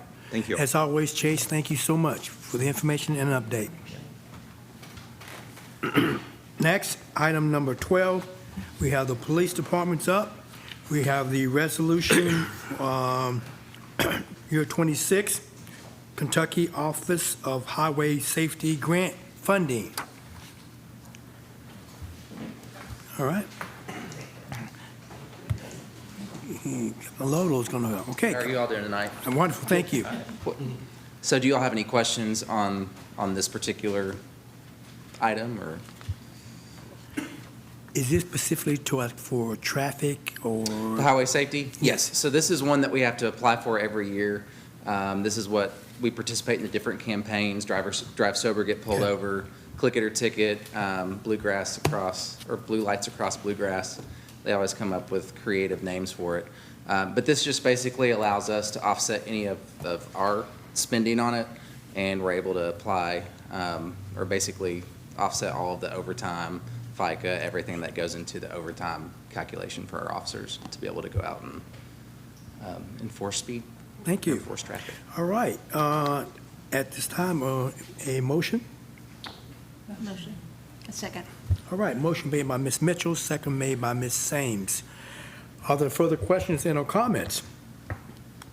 All those in favor of the resolution FY 26, Kentucky Office of Highway Safety Grant Funding, signify by saying aye. Aye. Those opposed say likewise. Let the record reflect it passed. Thank you. Item B, municipal order for vehicle donation.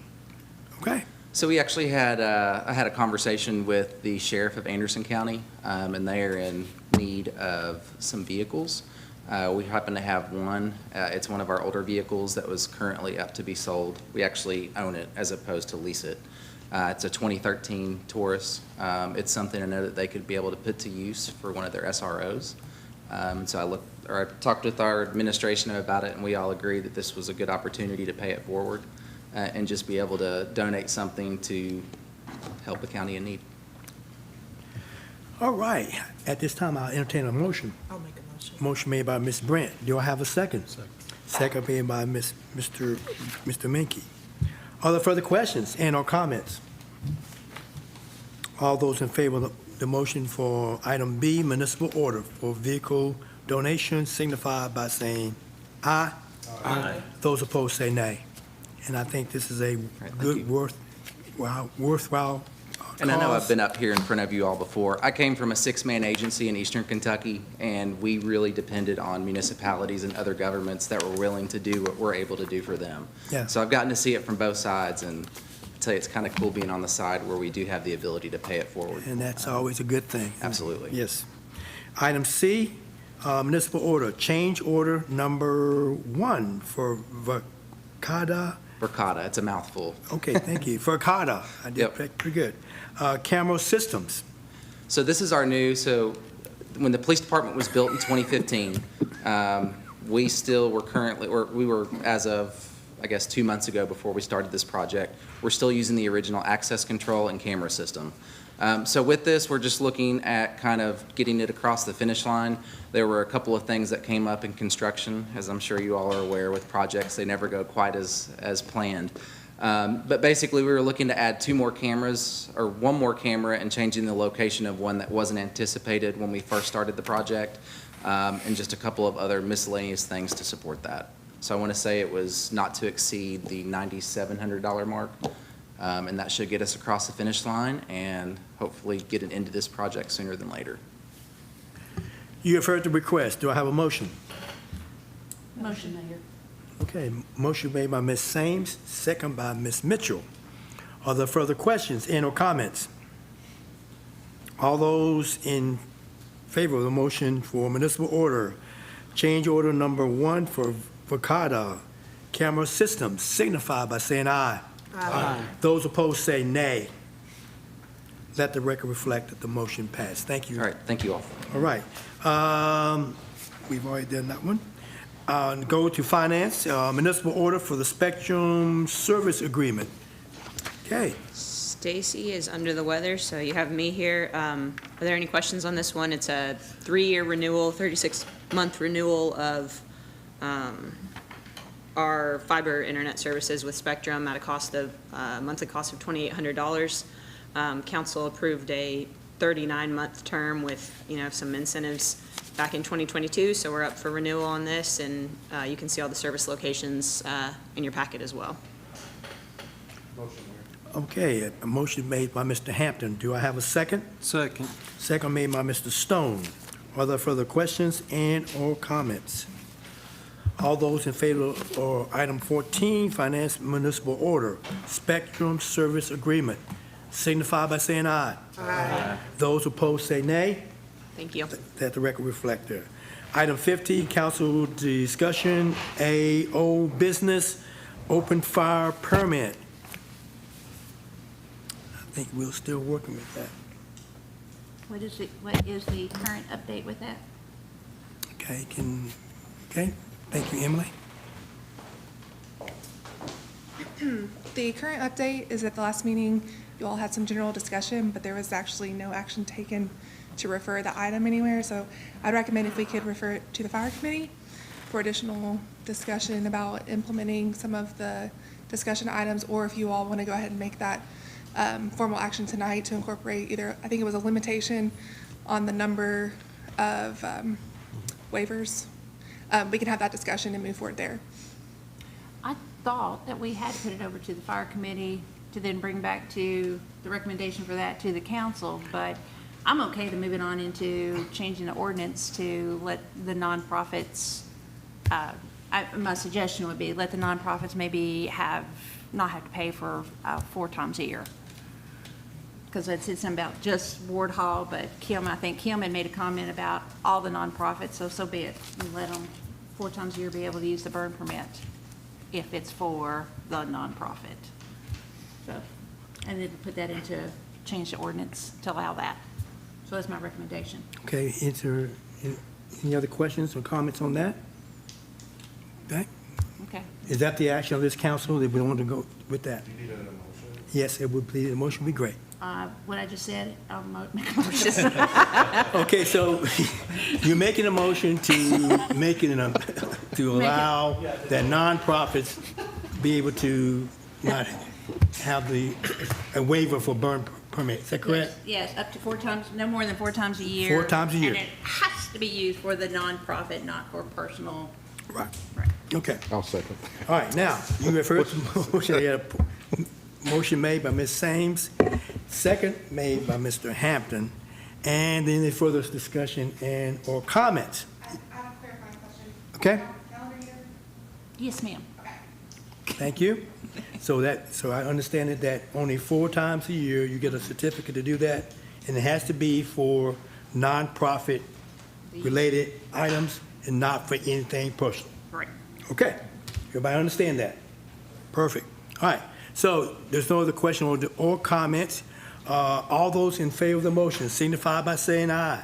Aye. Those opposed say nay. Let the record reflect that we're going to put this ordinance in to allow for 4 burns per year calendar year, and it only can be used for direct, nonprofit, and not for personal. Right. Yes, ma'am. Excellent. Thank You you. need a sponsor? Got it. Thank you. All right. And thank you, Emily, for putting that together. All right. Item, new business. New business, Mayor. I got a speech to give, and surprise, surprise. And we need to look at our zoning ordinances, to revamp our zoning ordinances. Just like the vote we had tonight, yes, we did approve for the additional property, but just like the questions that came after, and we're so limited to the questions we can ask during, supposedly we're limited to the questions that we ask during an annexation, then we get over to the zoning part of it. It doesn't matter. It doesn't matter at that point in time. It absolutely does not matter at that point in time. We give all of our authority over to planning and zoning to do what they do. So we really, really need to seriously look at our zoning issues and figure out what we want to see out of that, our mission out of that, and to be able to, my ideal is to tighten up some of those variances that we give. And to, if there's any authority that the council can take back, take it back. Because we're the ones that reflect the ideals behind the community, not planning and zoning. Their job is separate from what our job is. And we have just tossed our responsibility over the years, not just today, but over the years, right over to them. And so now we don't have control of things anymore. I thought that was on the, It was, I believe that, Yeah. correct me if I'm wrong, I think something we're working on to actually set up a work session with them. Right. Next week. Next week. But the work session is going to be just that. It's going to be a work session with planning and zoning. I'm actually looking forward to that. Glad we have set it up. But this is outside of planning and zoning. This is the council taking the ordinances and really researching the ordinances and looking into it.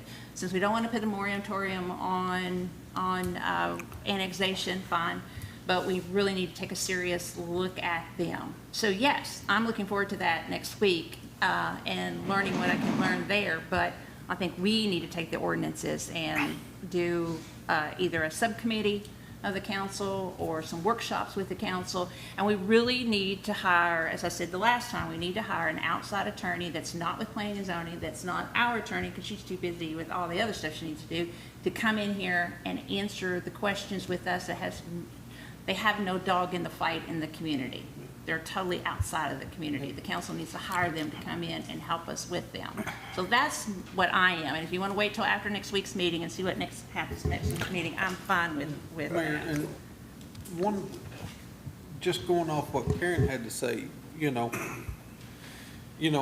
after we voted for the annexation, it was a moot point, but, what I brought up is, they're saying what the market dictates. Okay, well, we've looked for ways to bring in affordable housing. Well, we had another developer stand here and say, well, the market dictates that affordable housing is $315,000. Well, we get, or we get 50 or 60 apartments in one development. We need to tighten things up because, even though the dynamics change, the city of Georgetown still appears to be very temporary with apartment buildings. And if I'm wrong on that, I'm sorry, but that is my impression, and that's what I get when I drive into Georgetown on just about every road coming into Georgetown. Hey, apartments, hey, apartments, hey, apartments, apartments, apartments. And that's just the way it looks, and And if I can, here's my speech part of it, actually, is I appreciated the information that Houghton got for us, the sheet. I wish we'd gotten it a little bit earlier. I had sent him a reminder on an email this morning, but it's a nice developed sheet. But if you look on this, why I am so, at this point in time, wanting to slow down annexation, Part of it's because we've been here, done this. And if you look at his sheet on there, it says in the 1991 and 2000, there was 3,860 annexation acres into the city of Georgia. That's a lot, but that's over 9 years. And if I did my math right, which I may not have, but if I did my math right, that's on an average of 428 acres per year. Well, back then, the push of that was because Toyota had just come to Georgetown, and Toyota was opening, and we were finally getting to the point that people were coming to Georgetown to live in Georgetown, to work at Toyota. So the industry was paying for the development that was happening. And we were not having apartments back then either, which Part of that was Toyota. whole nother. Toyota annexed, so that's part of that. Well, no, Toyota's annexed just before that, before that time. It's before the 3,000 acres. But we didn't have the apartments. We were going single-family units. We were doing subdivisions, was the big push at that time. But we had Toyota jobs paying for that new development. Right now, just this year alone, and we're not even through the year, we've had 344 acres as of tonight annexed into the city of Georgetown. And the difference between that versus today, versus then, are two things. One is every single one of them has apartments involved into them. Every single one of them does. They're not family units. Barlow's property tonight would have been great if it had all been single-family homes right behind single-family homes, right across the street from single-family homes. Would have been wonderful, a wonderful development. But they've come in here, and what we don't have, the complex of the developments have changed now, and we do not have the same type of industry and the jobs pushing them into it to pay for them, which is one of the reasons why I was interested and still interested in impact fees, even if we had to tweak it some. So we need, if we're not going to get a hold of it and stop the growth or slow the growth down, then we need to fix our zoning ordinances so that we can have a little more control about what goes in here. Because unless planning and zoning hits them hard on that Payne's Depot Road, that is way, way narrow through there. So that's awful to put all those apartments are right there on Payne's Depot Road coming out into that. But it's a done deal now, so it's up to planning and zoning. So here again, we've given our control over to planning and zoning. That's my speech, Mayor. And I was going to say that I think this workshop is a good place to start so that we know which lanes we can legally be in and what our roles are. And then whatever we find out, we move forward. I like your idea. And something to just add to that, we are looking at it possibly involving KLC with a training on that to make sure we understand what we can do and what we can't do. And then also, we're going to follow up with getting information from the work session. But either way we go, we still have to talk with planning and zoning.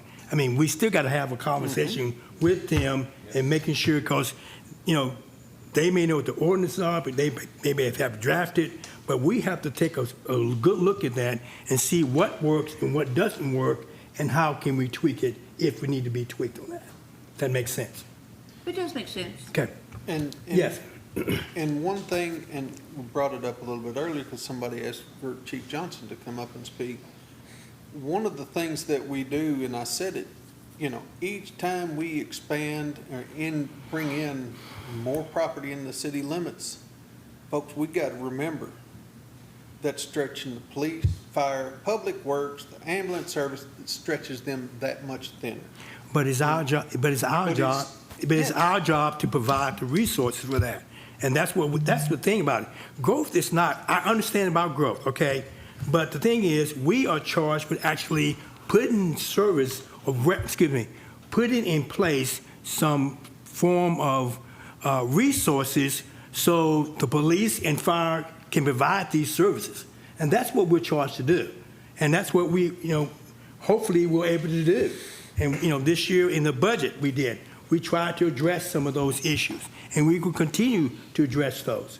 Yes, I know growth is what everybody's talking about, but we got to remember too that growth itself is, and what I hear from Chief Thompson, what I hear from the police, what I hear from everybody else, it's not about growth being the issue or problem, the problem being having resources in place to meet that. And that's what we got to do. And what takes resources to provide resources is taxes. And nobody in this room here is going to be thinking about raising taxes. Yeah, That's not going to be on the agenda for that. So what the other thing you got to do is you got to figure out a way to actually, when $20 million of revenue is coming from jobs, then it probably makes sense that you bring in some jobs. And you have to expand the footprint somewhere to do that for those services. Because that's what helps pay for it. And what's been paying for it are the commercial and industrial growth in this community. And we have to continue to look at that. And I hear what you're saying here, but you also got to, let's do the process of let's get information from KOC, let's do the workshop, and then from there, let's just follow a process and then see where we're at and let's go that way. That would be my suggestion to this council. Just remember, Mr. Mayor, that industry does pay for itself, commercial helps to pay, but rooftops, apartment buildings do not. Absolutely. Okay. Yes. Emily? So just to help us move forward a little bit, so proposals to amend the text of our zoning ordinance can originate with the council. So we do know that you all can start that. We have a pathway under the law. I think what we're missing is something you all should think about. You have at your disposal, it's a tool to shape and I guess call out the direction that you want to take through adopting resolutions as a body. So I would recommend that you all as a body, these conversations that we're having related to development, annexation, all of those sorts of things, if you'll collectively decide how you want that to be packaged, you can use that resolution to formally say, this is where we want to head. And then as the other pieces start coming into place through ordinances, things like that, it will become more formal. So I just wanted to make that recommendation, just as we're having these different conversations, it helps create the record and can build and show people, not only here, but outside as well, how you all as a body feel about these topics and the direction you're wanting to head. So, well, if you will, Mayor, since we'll have the meeting on the 18th, next Monday, we'll have a council meeting on the following Monday, and if you will put on old business, if you'll put planning and zoning/zoning ordinances on there for us. And then we'll talk about it again, see what direction we're going to go. Okay. All right. Yes, go ahead. Clarify one thing. I heard a couple mentions of Monday being the joint work session. Monday is the training with KLC. So, Right. Okay. and I know I sent that email that kind of just was hopefully responsive to all the different moving parts, just in terms of the training was requested. We've got that scheduled. We're working on dates for that joint work session. I've asked Holden to provide those. Unfortunately, the dates he recently provided are either when the mayor's in Japan or other factors, so we'll continue to work on those dates to get that scheduled. And then that work session, in tandem with what Emily suggested, if you all want to adopt a resolution to define that path, that will continue the ball rolling, so this issue won't fall off the radar. It's just, I feel like the training and then the work session are those good initial first steps, but we can continue to leave it as an old business item to make sure we're going forward the way the council wants to. You better send me a new email, because you know me. So send me a new email, straighten me out on it. I'll forward it to you. So it's at the top of your inbox. But no, we'll keep it as an old business item just to continue keeping it on the radar and maybe consider whether a resolution, could be that vessel to continue moving forward, so there's an intention. So, Okay. thank you. Thank you, Devin. Thank you, Emily. All right. You got new business? What's your new business? Well, I just wanted, a while back, we had a traffic calming study. Yes. And we had paid for it, and we got results of the streets that were the busiest and with the most speeding. And recently, one of the streets I live on, Hiawatha turns into Seminole. And we recently paved that last week. And all of my neighbors either came over or called to ask if we were getting a speed table or a speed hump, because they saw them out there working. Because they had followed the traffic study that we did. And so when I had asked a few questions, and that's not, we haven't moved forward on that, is what I've been told. Okay. And so what I would like to see is for us to do whatever is necessary to adopt those findings and try to find a way forward. So if we can put that on the agenda, I don't know what the next steps are for that. Yeah, we can do that. And Okay. we have that ready to go. And in front of you, just say that, the street paving, it's a little bit different. It's not part of that regular study. Now, when you go to the adding the tables, that's tier 2. So therefore, it has to be a council action to do that. So, Right. you know, it's a little bit different. So Right. people, they see you work on the road, say, y'all can put in, no, Well- you know, that's a little bit different. So, You know, and it was funny because they said once they milled it, they were 2 or 3 days before they got back to paving it. And the neighbor said, just leave it milled like that because people are slowing down. They have no choice.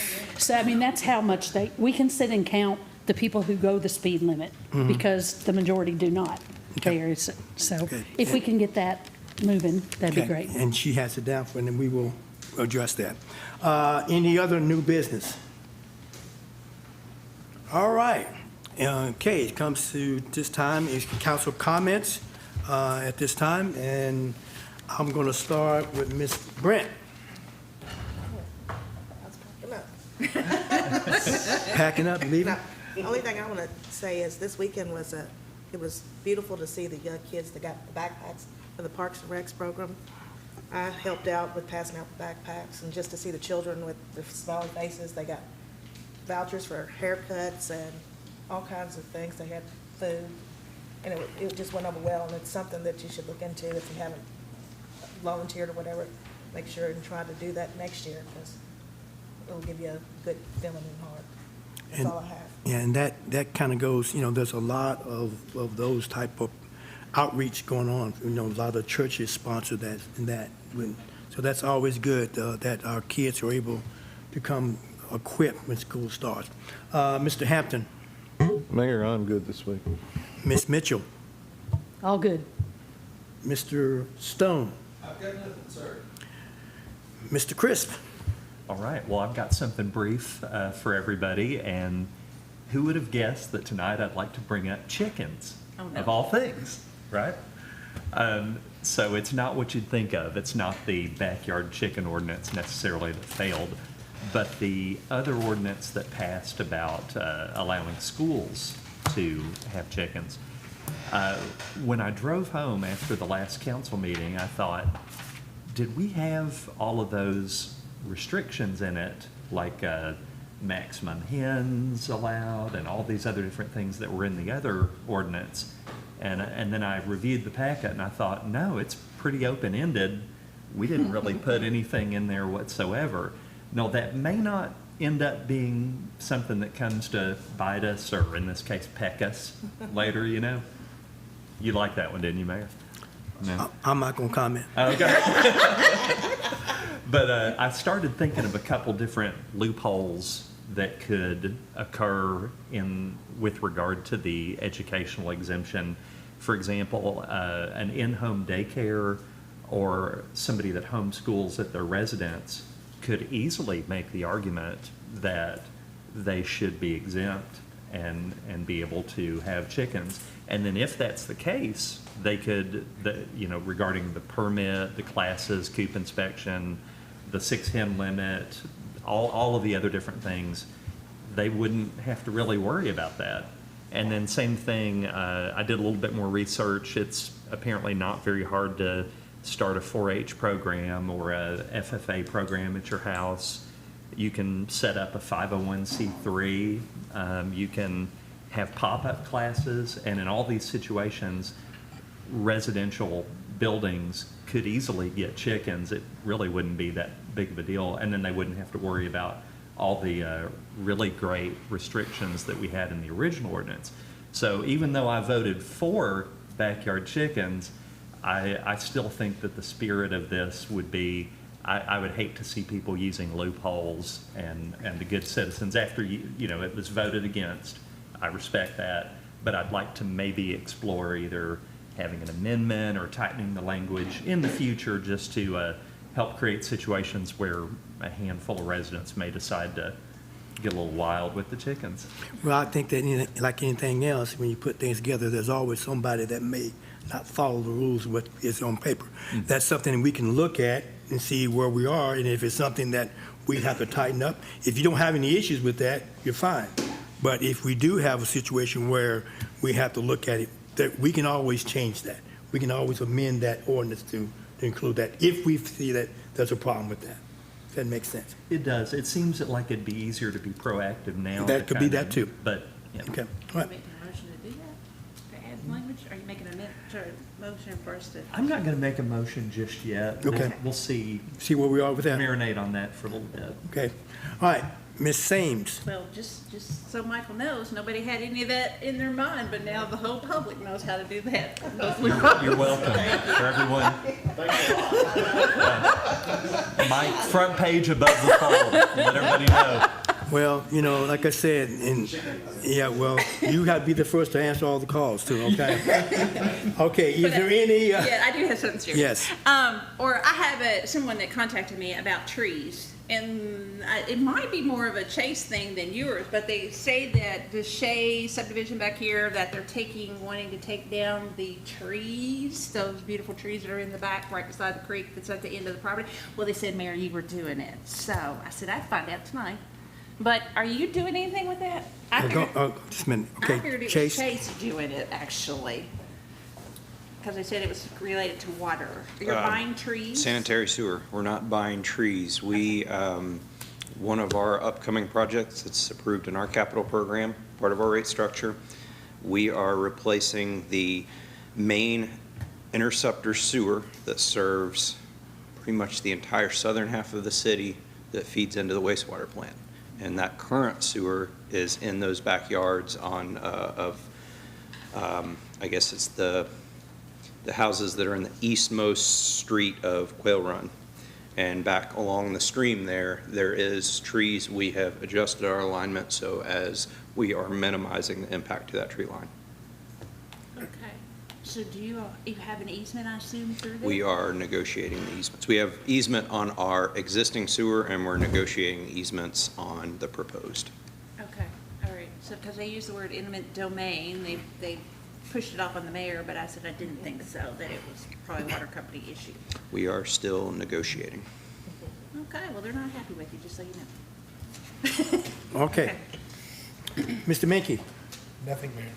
All right. If there's no other further business to be brought before this council, this meeting is adjourned. Thank you.